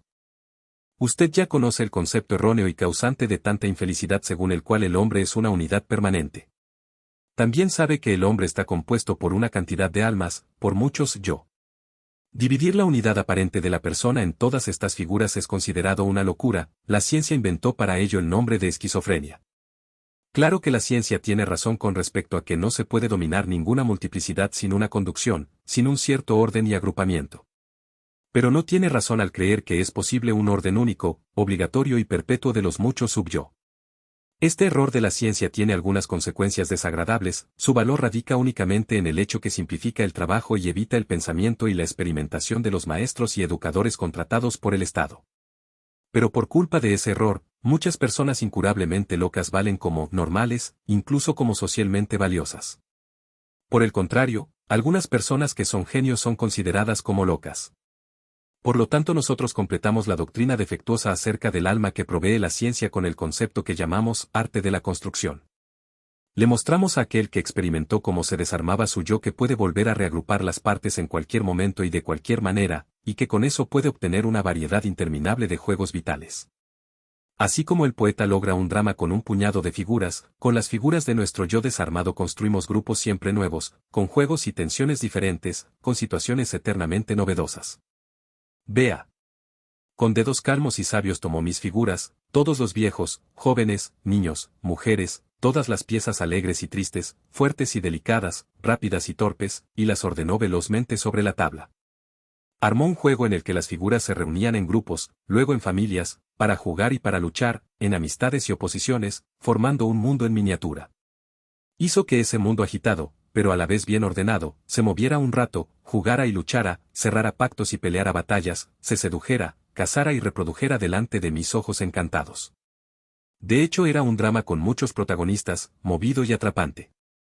Luego, con un gesto alegre, pasó la mano por encima de la tabla, volteó con cuidado todas las figuras, las apiló en un montón y, pensativo, como un artista escrupuloso, armó un juego totalmente nuevo con las mismas figuras, formándolas según grupos, relaciones y entretejidos absolutamente diferentes.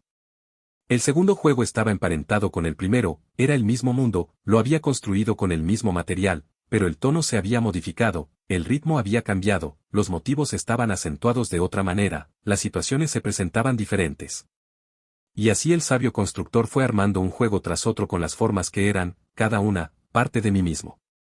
Todos se parecían lejanamente, se podía reconocer que pertenecían al mismo mundo, que guardaban relación con el mismo origen y, sin embargo, todos eran completamente nuevos. Este es el arte de la vida, habló con tono pedagógico. De aquí en más usted mismo puede seguir formando y dando vida al juego como quiera, lo puede complicar y enriquecer, está en sus manos. Así como la locura en un sentido más alto es el comienzo de toda sabiduría, la esquizofrenia es el comienzo de todo arte, toda fantasía. Incluso los académicos ya reconocieron esto a medias, como se puede leer, por ejemplo, en Des Prinzengunderhorn, aquel libro encantador en el que el trabajo esforzado y esmerado de un estudioso se ve ennoblecido por la colaboración genial de un número de locos y artistas encerrados en manicomios.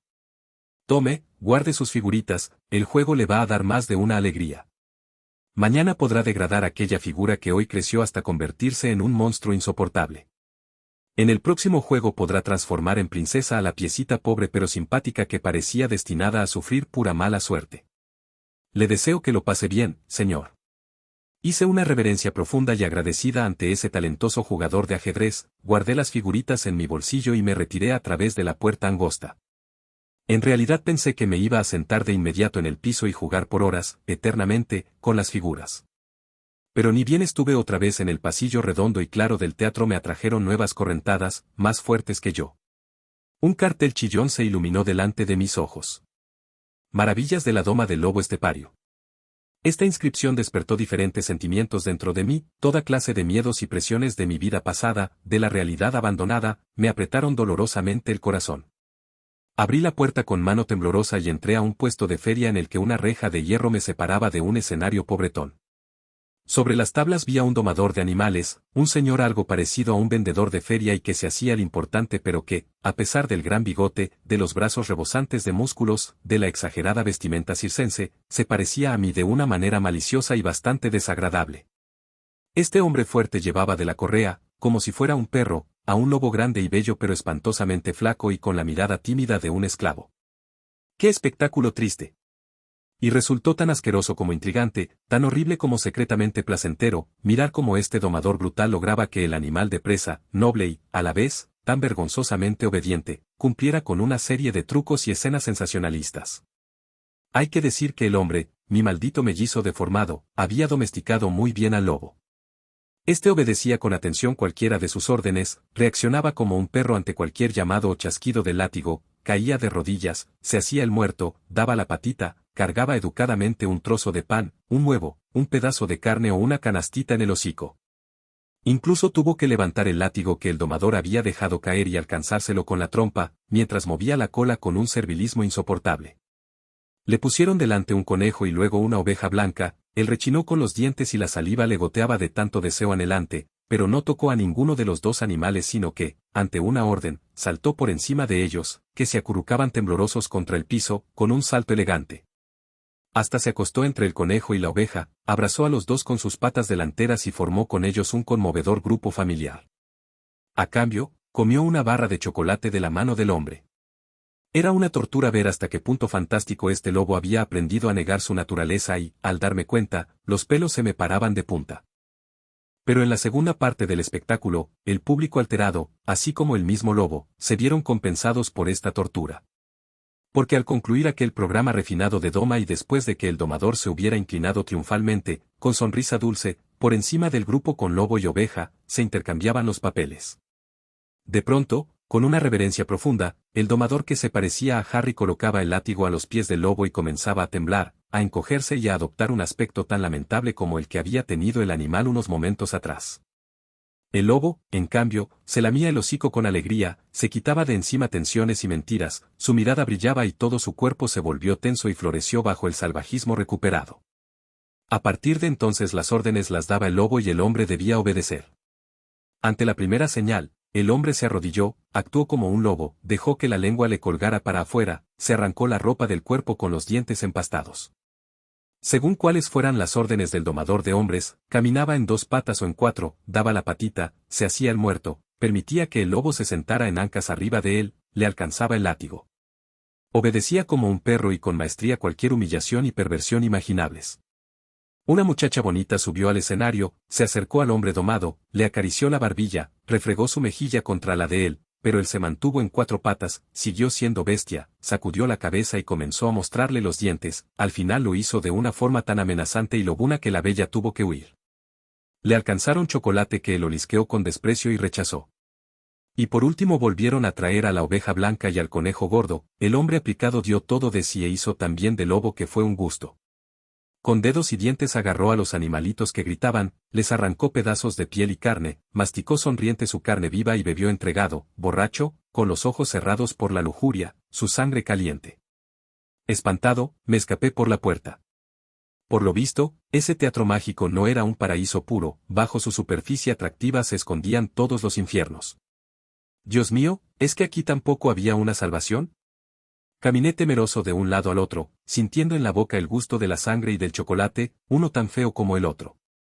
Deseaba con fervor escapar de esta ola triste, luché intensamente en mi interior para obtener imágenes más soportables y amables. Oh, amigos, no con esos tonos, cantó algo dentro de mí, y recordé espantado aquellas fotografías terribles del frente que suelen verse durante la guerra, aquellos montones de cadáveres entreverados cuyas caras cubiertas con máscaras de gas se habían convertido en muecas diabólicas. Qué tonto e infantil había sido en aquella época en la que yo, el opositor de la guerra y amigo del hombre, me había espantado por esas imágenes. Hoy sabía que ningún domador, ningún ministro, ningún general, ningún loco era capaz de engendrar en su cerebro pensamientos e imágenes que no existieran igual de horribles, igual de salvajes y maliciosos, igual de brutos y tontos, en mí mismo. Aliviado recordé aquella inscripción que un rato atrás, al comenzar el teatro, aquel joven apuesto había seguido con tanta decisión. Todas las muchachas son tuyas. Y, considerando todo, la verdad es que nada me pareció tan deseable como eso. Contento de poder escaparme otra vez del maldito mundo lobuno, entré. Fue extraño, me recibió el perfume de mi juventud, tan misterioso y a la vez tan conocido que me produjo escalofríos, y en mi corazón fluyó la sangre de aquella época. Lo que acababa de hacer y pensar y ser desapareció dentro de mí y volví a ser joven. Apenas una hora atrás, unos instantes antes, había creído saber bien qué eran el amor, el deseo, el anhelo, pero habían sido el amor y el anhelo de un hombre viejo. Ahora volvía a ser joven y lo que sentía dentro de mí, ese fuego ardiente y líquido, ese anhelo poderosamente atractivo, esa pasión que me disolvía como viento de popa en marzo, era joven, nuevo y auténtico. Oh, cómo volvían a encenderse los fuegos olvidados, con qué ímpetu y oscuridad sonaban los tonos de antaño, cómo florecían y oscilaban en la sangre, cómo gritaban y cantaban en el alma. Yo era un muchacho de 15 o 16 años, mi cabeza estaba repleta de latín y griego y de hermosos versos de poetas, mis pensamientos eran puro empuje y ambición, mis fantasías se llenaban de sueños de artistas. Pero mucho más profundo, fuerte y terrible que todos esos fuegos llameantes, ardía y se sacudía dentro de mí el fuego del amor, el hambre de sexo, el preanuncio devorador de la lujuria. Me encontraba sobre una de las colinas rocosas que rodeaban a mi ciudad natal, había aroma a viento y a las primeras violetas. Desde la ciudad se reflejaban el río brillante y la ventana de mi casa paterna. Todo se veía, sonaba y olía embriagadoramente lleno, nuevo y pleno de creación, todo relucía con colores profundos y flotaba de manera irreal y clara en la brisa primaveral, era así como solía ver el mundo en las horas más completas y poéticas de mi primera juventud. Estaba parado sobre la colina, el viento me acariciaba el pelo largo, tanteando con la mano. Perdido en una nostalgia soñadora de amor, arranqué una hoja cerrada y joven de los arbustos reverdecidos, la sostuve delante de mis ojos, la olí, y ya con ese olor volví a recordar con ardor todo lo de aquella época. La agarré juguetonamente con los labios que seguían sin haber besado muchacha alguna y comencé a morderla. Y al sentir ese gusto áspero, aromáticamente ácido, supe de pronto y con exactitud que estaba viviendo, todo había regresado. Estaba reviviendo una hora de finales de mi infancia, una tarde de domingo a principios de la primavera, aquel día en el que durante mi paseo solitario me encontré con Rosa Chrysler, la saludé con tanta timidez y me enamoré tan ciegamente de ella. Aquella vez había observado lleno de temerosas expectativas a la niña bonita que se acercaba desde abajo, sola y soñadora, y que todavía no me había visto. Había mirado su pelo atado en gruesas trenzas, pero con algunas mechas sueltas al costado de ambas mejillas que jugaban y fluían en el viento. Por primera vez en mi vida había visto qué linda que era, qué lindo y mágico resultaba el juego del viento en su pelo suave, qué linda y prometedora se veía la caída de su delgado vestido azul por encima de los miembros jóvenes. Y así como el gusto ácido y penetrante de la hoja masticada me había traído todo el deseo y el temor inquieto de aquella primavera, al ver a la niña me inundó una sensación absolutamente mortal del amor, la intuición de la hembra, el conmovedor preanuncio de posibilidades y promesas impresionantes, de alegrías innombrables, de confusiones, miedos y dolores impensables, de la salvación más intensa y de la culpa más profunda. Oh, cómo ardía el gusto amargo de la primavera sobre mi lengua.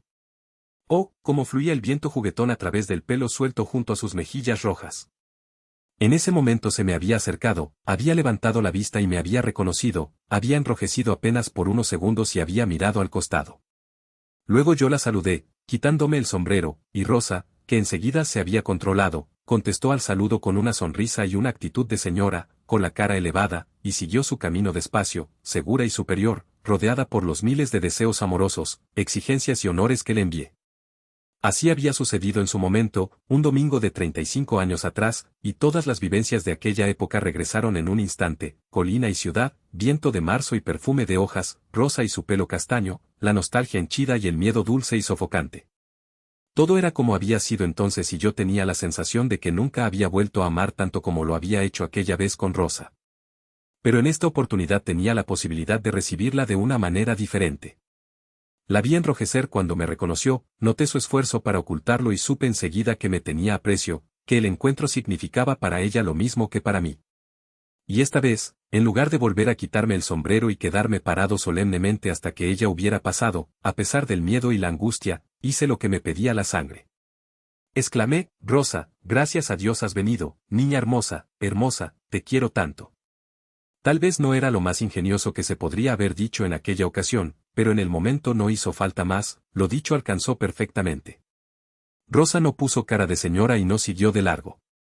Frenó, me miró, enrojeció más que antes y dijo, hola, Harry, ¿en serio me quieres? Sus ojos marrones brillaban en la cara rozagante y yo sentí que toda mi vida y mis amores pasados habían estado equivocados y confundidos y llenos de una infelicidad tonta a partir del momento en el que, aquella tarde, había dejado que Rosa siguiera su camino. Pero ahora había enmendado el error y todo cambiaría, todo sería mejor. Nos dimos las manos y caminamos juntos así, despacio, indescriptiblemente felices, muy tímidos, sin saber qué decir ni qué hacer. De puro vergonzosos comenzamos a caminar más rápido y a trotar, hasta que quedamos sin aliento y tuvimos que frenar, pero sin soltarnos las manos. Ninguno de los dos había salido aún de la niñez y no sabíamos bien qué hacer. Aquel primer domingo no llegamos siquiera a un primer beso, pero nos sentíamos enormemente dichosos. Paramos y respiramos, nos sentamos en el pasto, yo acaricié su mano y ella me pasó la otra por el pelo con timidez, y luego nos volvimos a levantar y tratamos de medir quién era más alto. Y en realidad yo era un dedo más grande, pero no lo dije, sino que declaré que éramos los dos igual de altos y que Dios nos había destinado al uno para el otro y que más adelante nos casaríamos. Entonces Rosa dijo que olía violetas y nos arrodillamos en el pasto primaveral y buscamos y encontramos un par de violetas con tallos cortos, y cada uno le regaló una al otro, y cuando empezó a refrescar y la luz ya caía oblicua sobre las rocas, Rosa dijo que debía volver a casa. Los dos nos pusimos muy tristes, yo no podía acompañarla, pero ahora teníamos un secreto y era lo más bello que poseíamos. Me quedé arriba, en las rocas, olí la violeta de Rosa, me acosté sobre el piso en un despeñadero, con la cara colgando sobre el vacío, miré para abajo, hacia la ciudad, y presté atención hasta que su figura dulce y pequeña apareció muy abajo y pasó junto al aljibe y por encima del puente. Y entonces supe que había llegado a la casa de su padre y que atravesaría las habitaciones y que yo estaba aquí arriba, lejos de ella, pero que desde mí partía una cinta, una corriente que iba hasta lo de ella, que flotaba en secreto. Volvimos a vernos aquí y allá durante toda la primavera, en las rocas, junto a los cercos de algunos jardines. Cuando las lilas comenzaron a florecer nos dimos el primer beso temeroso. Era poco lo que nosotros, dos niños, podíamos darnos, y nuestro beso carecía aún de pasión y de consistencia. Apenas me atrevía a acariciar con suavidad los rulos de pelo suelto que rodeaban su oreja, pero todo era nuestro, todo el amor y la alegría de los que éramos capaces, y con cada contacto tímido, con cada inmadura palabra de amor, con cada espera ansiosa aprendíamos una felicidad nueva, subíamos un peldaño en la escalera del amor. Comenzando con Rosa y las violetas volví a experimentar toda mi vida amorosa bajo una estrella más feliz. Rosa se perdió y apareció Irmgard, el sol se puso más caliente, las estrellas más borrachas, pero ni Rosa ni Irmgard fueron mías. Tuve que subir escalón tras escalón, experimentar mucho, aprender mucho, tuve que perder también a Irmgard, a Ana. Volví a amar a cada chica que había amado en mi juventud, pero supe entregarle amor, darle algo a cada una, recibir algo de cada una. Deseos, sueños y posibilidades que antes solo habían existido en mi fantasía se hacían realidad y eran vividos. Oh, todas ustedes, flores hermosas, Ida y Lore, todas a las que amé durante un verano, un mes, un día. Comprendí que en ese momento yo era el muchachito apuesto y ferviente que un momento atrás había visto correr con tanto ímpetu hacia la puerta del amor, que estaba viviendo y dejando crecer esa parte mía, esa parte de mi ser que solo se había desarrollado una décima parte de lo que podía, una milésima parte. Lo hacía sin el peso de todas las demás figuras de mi yo, sin que me molestaran el poeta, el divagante, el moralista. No, en este momento yo no era más que un amante, no respiraba otra felicidad ni otra pena que las del amor. Irmgard ya me había enseñado a bailar, Ida a besar, y la más hermosa, Emma, fue la primera que, una noche de otoño bajo el follaje susurrante de un olmo, me dejó besar sus pechos amarronados y beber del vaso del placer. Experimenté muchas cosas en el pequeño teatro de Pablo y no puedo expresar con palabras ni una milésima parte. Fueron mías todas las muchachas que alguna vez amé, cada una me dio aquello que solo ella tenía para dar, a cada una le di lo que solo podía recibir de mí. Probé mucho amor, mucha felicidad, mucha lujuria, también mucha confusión y dolor. En esa hora de ensueños, todo el amor desaprovechado de mi vida floreció mágicamente en mi jardín, dando flores castas y tiernas, flores estridentes y apasionadas, flores oscuras que se marchitaban rápido, dando lujuria trémula, sueños íntimos, pesadumbre ardiente, muerte temerosa, renacimiento radiante. Encontré mujeres que solo se podían ganar con apuro y ataque y otras que era un placer cortejar durante mucho tiempo y con 1000 atenciones. Volvió a aparecer cada rincón oscurecido de mi vida en el que alguna vez, aunque solo fuera por un minuto, me llamó la voz del sexo, me encendió la mirada de una mujer, me sedujo el resplandor de la piel blanca de una muchacha, y recuperé todo lo que había dejado pasar. Hice mía a todas, cada una a su manera. Allí estaba la mujer con los extraños ojos marrón oscuro bajo el pelo rubio claro, con la que estuve parado durante un cuarto de hora junto a la ventana en el pasillo de un tren rápido, y que más tarde se apareció varias veces en mis sueños. No dijo una palabra, pero me enseñó artes amatorias insospechadas, pavorosas, mortales. Y la china suave del puerto de Marsella, con la sonrisa vidriosa, el pelo negro profundísimo y los ojos húmedos, ella también poseía conocimientos inauditos. Cada una tenía su secreto, emanaba el perfume de su propio reino terrestre, besaba y reía a su manera, se mostraba avergonzada y desvergonzada de un modo particular. Ellas llegaban y partían, la corriente las traía, me empujaba hacia ellas, me alejaba, yo nadaba jugando, como un niño, en el fluir de la sexualidad llena de atractivo, de peligro, de sorpresa. Y me maravillaba de lo rica que había sido mi vida de lobo estepario, en apariencia tan pobre y carente de amor, cuántos enamoramientos, cuántas oportunidades, cuántas tentaciones había tenido. Yo las había desaprovechado a casi todas, había huido, había tropezado con ellas, las había olvidado a toda velocidad, pero aquí estaban guardadas, sin ausencias, centenares de ellas. Y ahora las veía, me entregaba, me abría, me hundía en el submundo con una suave luz rosada. También regresó aquella seducción que Pablo me había ofrecido una vez, y otras, anteriores, que en su momento ni siquiera había comprendido del todo. Juegos fantásticos de A3 y de A4 me incluían sonrientes en sus filas.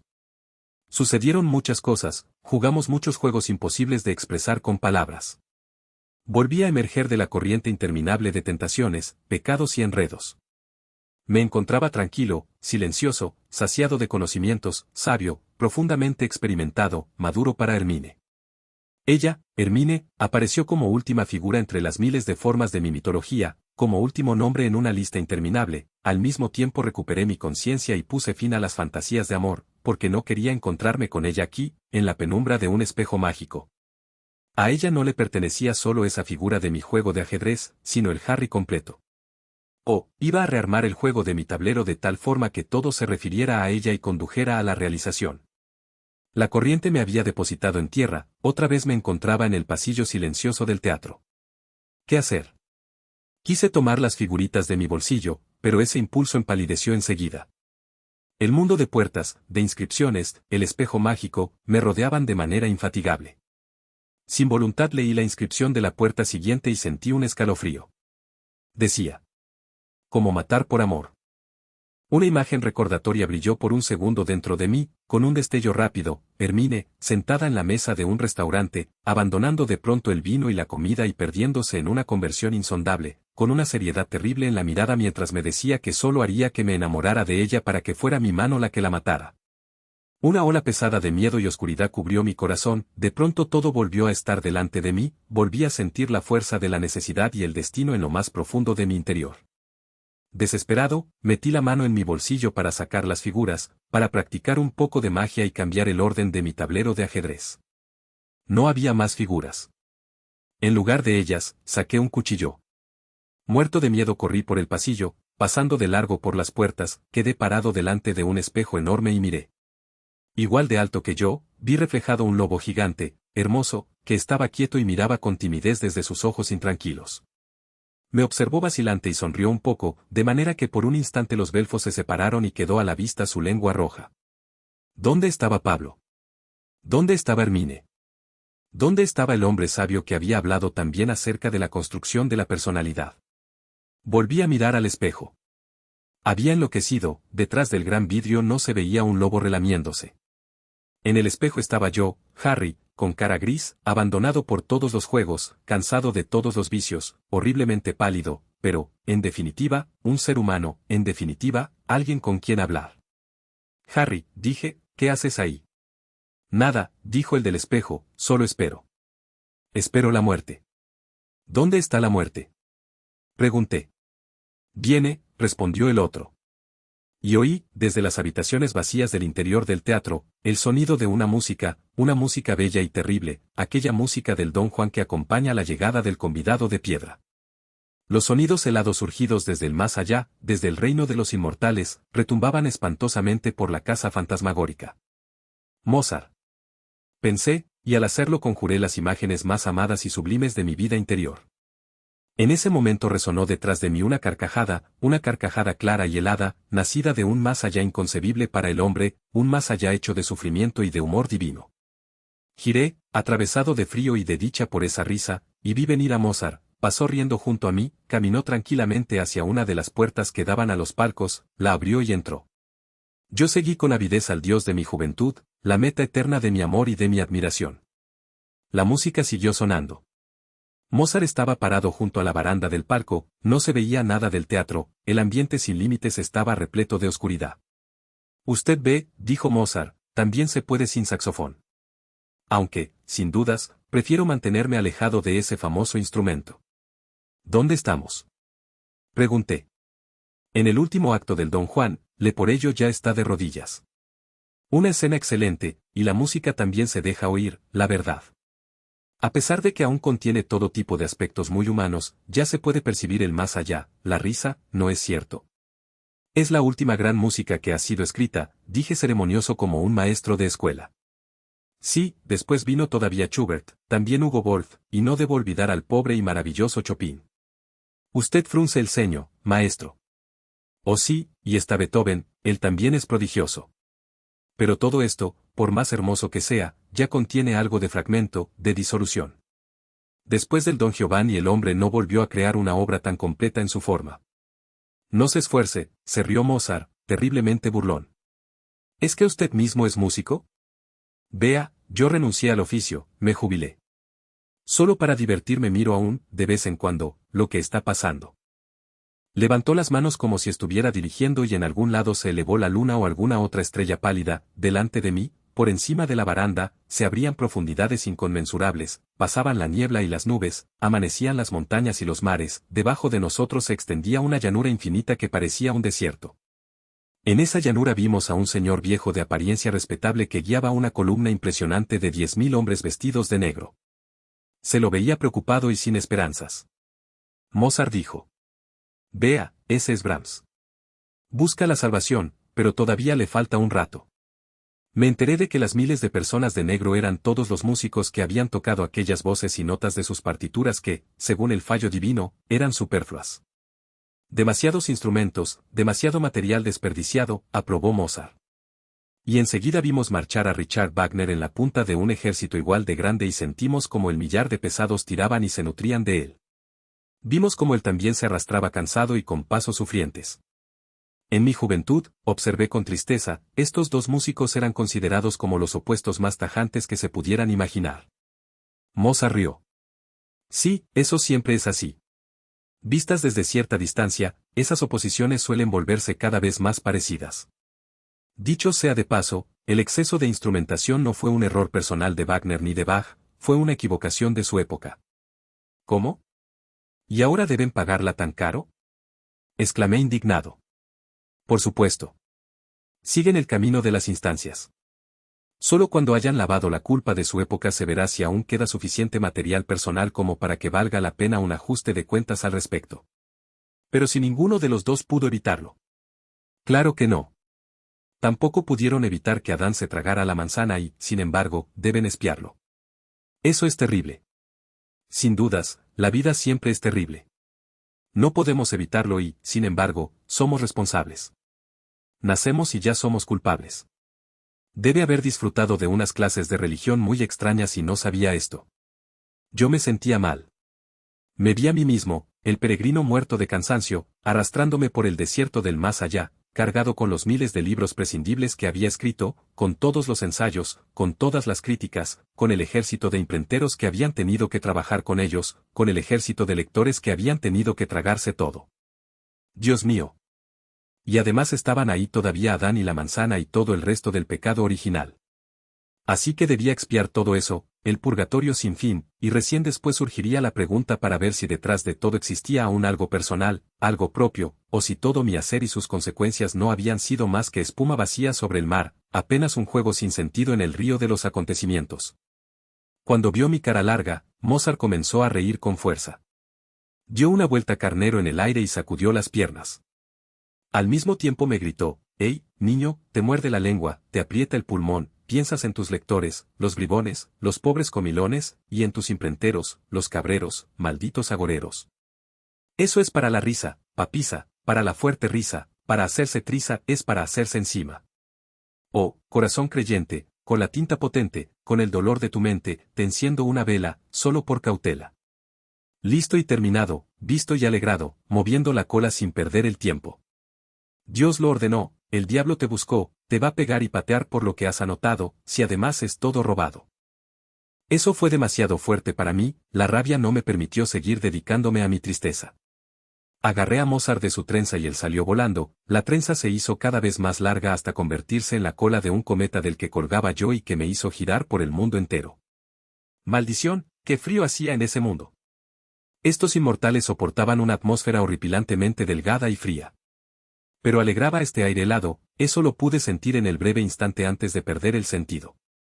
Me atravesó una alegría semiamarga, dura, helada, el deseo de reírme de la misma forma clara, salvaje e irreal que Mozart. Pero en ese momento se acabaron la respiración y la conciencia. Volví en mí confundido y agotado, la luz blanca del corredor se reflejaba en el suelo brillante.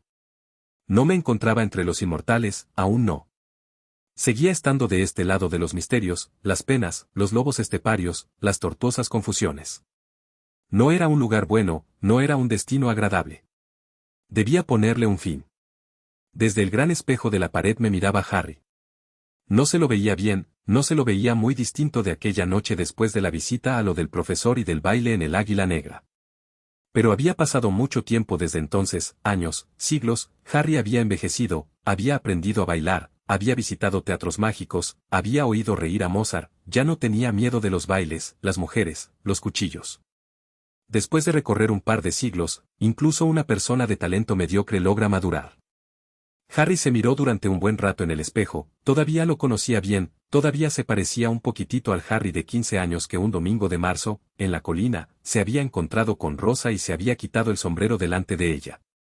Y sin embargo, desde entonces había sumado unos cientos de añitos, se había dedicado a la música y a la filosofía y se había hartado, había chupado vino alsaciano en el casco de hierro y había discutido sobre Krishna con académicos burgueses, había amado a Erika y a Marie, se había hecho amigo de Hermine. Había disparado contra automóviles y se había acostado con la China suave, se había encontrado con Goethe y con Mozart y abierto diversos agujeros en la red del tiempo y de la realidad aparente en la que aún estaba atrapado. Aunque había vuelto a perder sus bonitas piezas de ajedrez, tenía un buen cuchillo en el bolsillo. Adelante, Harry, viejo amigo cansado. Maldición, qué gusto amargo tiene la vida. Escupí al Harry del espejo, lo pateé y lo rompí en pedazos. Avancé despacio por el pasillo que retumbaba y observé con atención las puertas que habían prometido tantas cosas agradables, ya no había inscripciones en ninguna. Pasé lentamente por delante de cada una de las 100 puertas del teatro mágico. ¿No había participado hoy de un baile de máscaras? Habían pasado 100 años desde entonces. Pronto ya no habrá años. Pero todavía debía hacer algo. Hermine me esperaba. Sería una boda extraña esta. Me dejé llevar por una ola triste, arrastrado, esclavo, lobo estepario. ¡Qué horrible! Frené delante de la última puerta. Hasta allí me había llevado la ola de tristeza. Oh, Rosa, oh juventud lejana, oh Goethe y Mozart. Abrí. Lo que encontré detrás de la puerta fue una imagen bella y sencilla.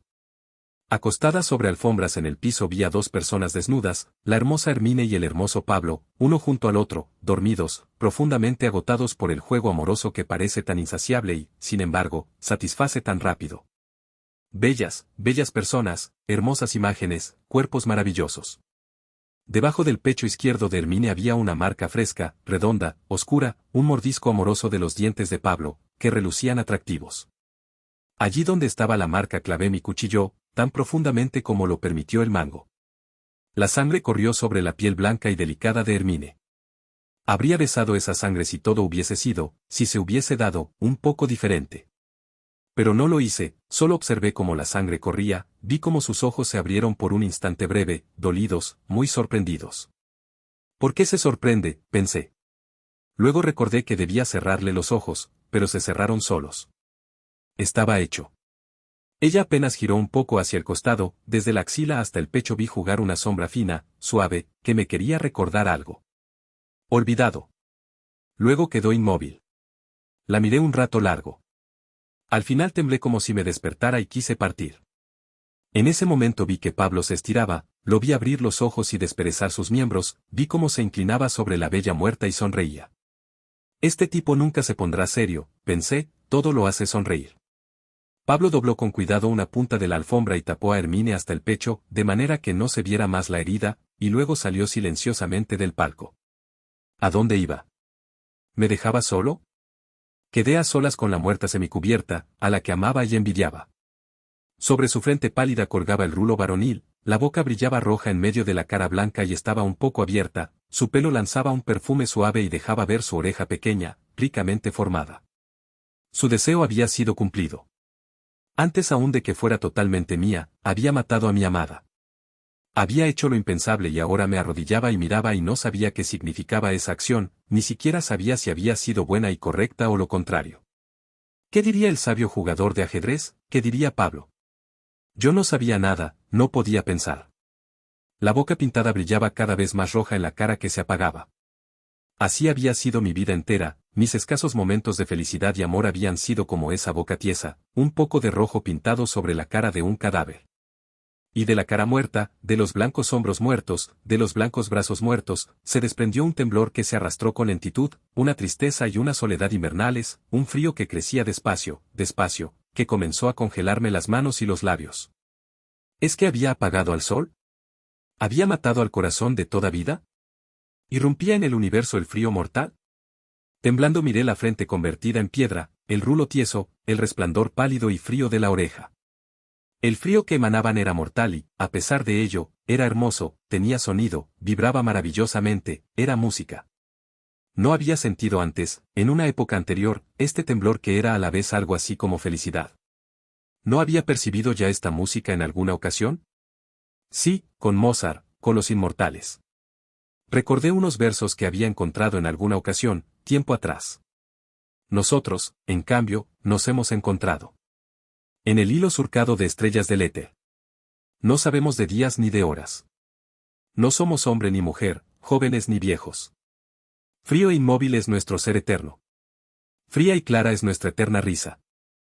En ese momento se abrió la puerta del palco y recién con el segundo vistazo reconocí a Mozart, sin trenza, sin calzas que le llegaran hasta la rodilla, sin zapatos con gran hebilla, vestido modernamente. Se sentó muy cerca de mí, casi lo hubiera tocado y retenido para que no se ensuciara con la sangre que se había derramado sobre el piso desde el pecho de Hermine. Se sentó y se concentró en el trabajo con algunos aparatos pequeños e instrumentos que había por ahí. Parecían importarle mucho, empujaba y atornillaba sus partes, y yo miraba con admiración sus dedos hábiles, rápidos, que me hubiera gustado tanto ver tocar el piano. Lo miré pensativo o, en realidad, nada pensativo, sino soñando y perdido en el espectáculo de sus manos bellas, ¿sabías?, entibiado por la sensación de su cercanía y también un poco asustado. ¿Qué era lo que estaba haciendo? Que estaba atornillando y maniobrando, era algo a lo que no presté atención.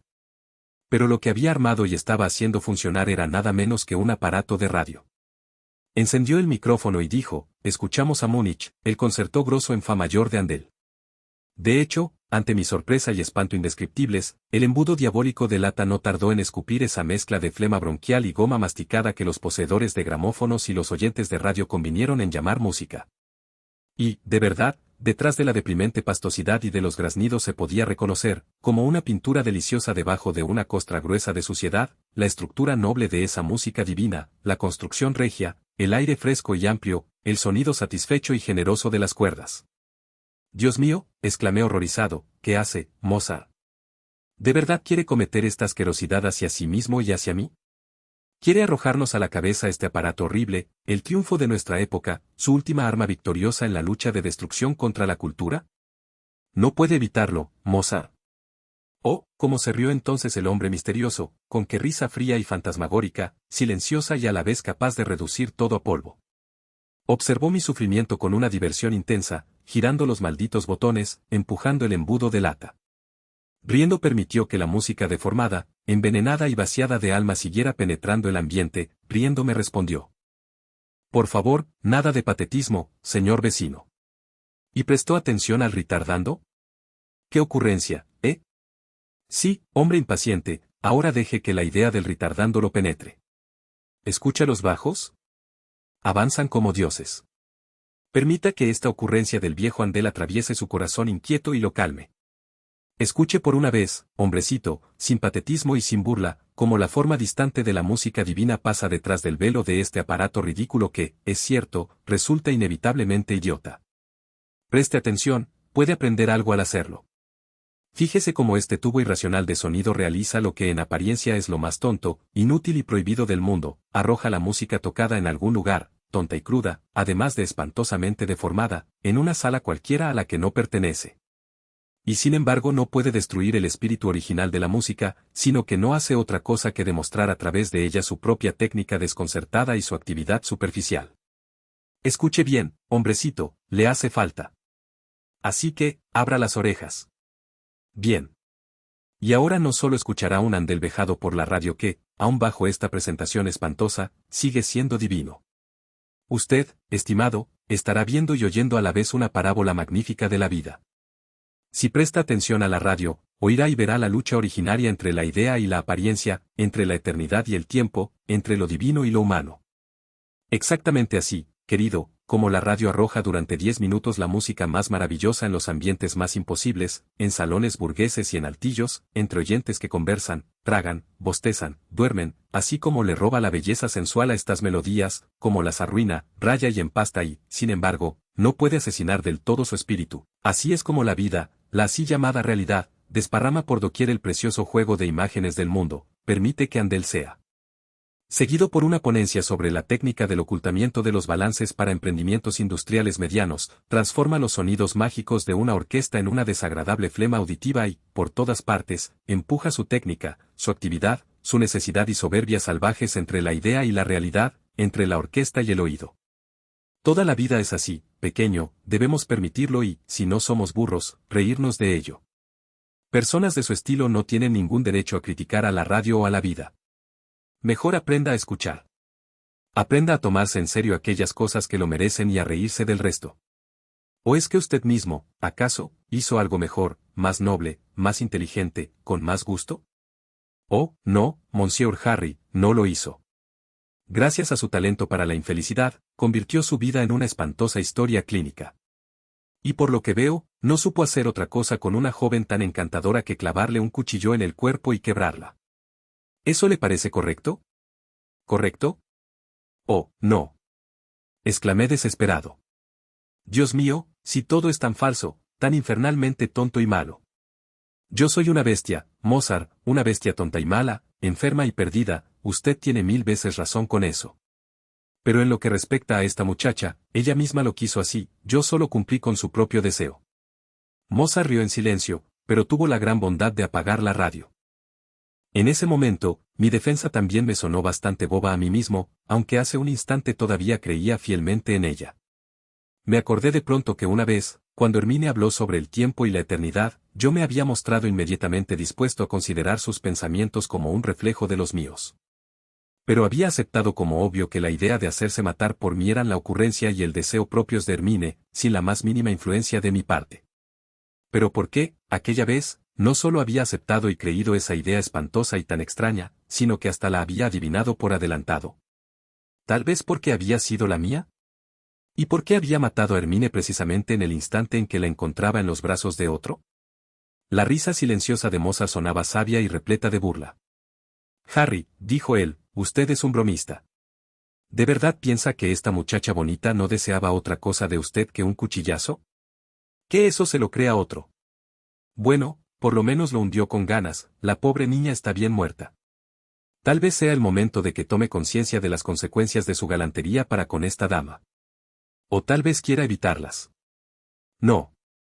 Grité. ¿Es que no lo entiende? Yo, evitar las consecuencias. Si no anhelo otra cosa que expiar, poner la cabeza bajo el hacha y hacerme castigar y destruir. Mozart me miraba con una burla insoportable. ¡Qué patético es usted siempre! Pero todavía aprenderá lo que es el humor, Harry. El humor es siempre humor negro, y en el peor de los casos lo aprenderá en el patíbulo. ¿Está dispuesto? ¿Sí? Bien, entonces vaya a lo del abogado y sométase al aparato aburrido de los hombres del jurado, hasta que le corten fríamente la cabeza, en la cárcel, durante la hora temprana de la mañana. ¿Así que está dispuesto? De pronto, una inscripción relampagueó delante de mí. La ejecución de Harry. Yo señalé mi conformidad con la cabeza. Un patio vacío entre 4 muros con pequeñas ventanas enrejadas, una guillotina limpia y bien preparada, una docena de personas con togas y levitas, yo estaba parado en el medio, tiritando en el aire gris de la mañana temprana, con el corazón encogido por un temor lamentable, pero dispuesto y conforme. Ante una orden, avancé, ante otra orden, me arrodillé. El fiscal se quitó el gorro, carraspeó, y todos los demás señores hicieron lo mismo. Sostenía delante de él un papel ceremonioso, de donde leyó: Caballeros, delante de ustedes se encuentra Harry Haller, acusado y declarado culpable del mal uso intencional de nuestro teatro mágico.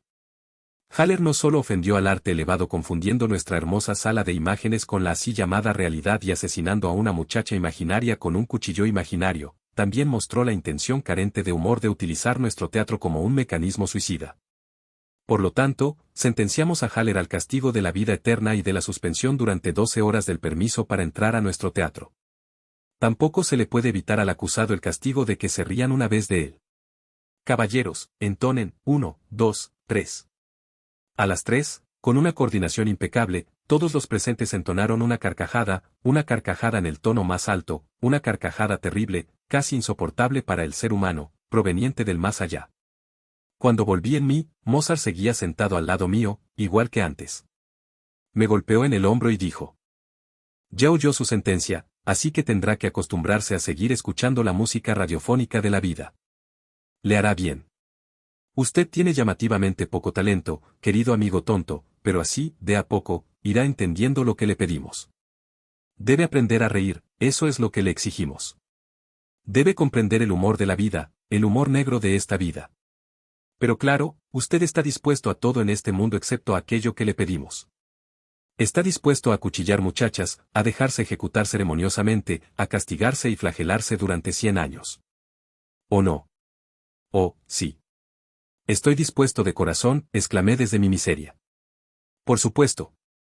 Usted participaría de cualquier actividad tonta y carente de humor, señor generoso, de todo lo que sea patético y que no tenga ingenio. Bien, pero yo no lo haré, no le daré ni una moneda a cambio de toda esa penitencia romántica. Usted quiere que lo ejecuten, que le corten la cabeza. Salvaje. Con tal de lograr ese ideal estúpido cometería 10 asesinatos más. Usted quiere morir, cobarde, pero no vivir. Maldición, si lo que debe hacer es, precisamente, vivir. Sería justo que lo sentenciaran al castigo más duro. Oh, ¿y qué castigo sería ese? Por ejemplo, podríamos revivir a la muchacha y casarlo con ella. No, no estaría dispuesto. Sucedería una desgracia. Como si el hecho de haberla matado no fuera desgracia suficiente. Pero ahora el patetismo y los asesinatos llegarán a su fin. Sea sensato de una buena vez. Usted debe vivir y debe aprender a reír. Tiene que aprender a escuchar la maldita música radiofónica de la vida, tiene que reverenciar al espíritu que está detrás de ella, tiene que aprender a reírse del barullo que la rodea. Listo, no se le exige nada más que eso. Despacio, con los dientes apretados, pregunté. ¿Y si me niego? ¿Y si le quito el derecho a usted, señor Mozart, de disponer del lobo estepario e inmiscuirse en su destino? Entonces, respondió Mozart en forma pacífica, te sugeriría fumar otro de mis bonitos cigarrillos. Mientras decía esto y hacía aparecer un cigarrillo del bolsillo de su chaleco, ya no era Mozart. El que me miraba con calidez desde sus ojos oscuros y exóticos era mi amigo Pablo, que también se parecía como un mellizo al hombre que me había enseñado a jugar al ajedrez con las figuritas. Pablo. Exclamé, sacudiéndome.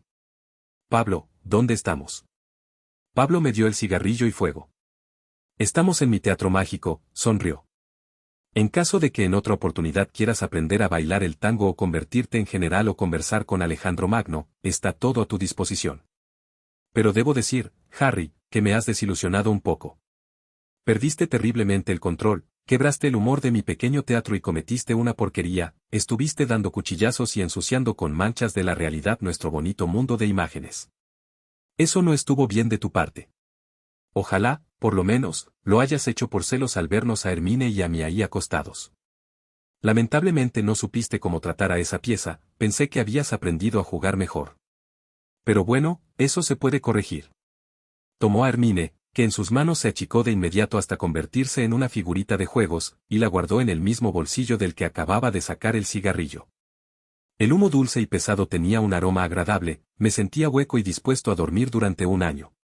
Oh, comprendí todo, comprendí a Pablo, a Mozart, oí en alguna parte detrás de mí una risa terrible, sabía que tenía las 100.000 piezas del juego de la vida en mi bolsillo, sospeché conmovido el sentido, estuve dispuesto a volver a empezar el juego, a sentir otra vez sus torturas, a temblar de nuevo ante su ausencia de sentido, a volver a atravesar el infierno de mi interior y caminar por él muchas veces más. Alguna vez sabría jugar mejor al juego de las piezas. Alguna vez aprendería a reír. Pablo me esperaba. Mozart me esperaba.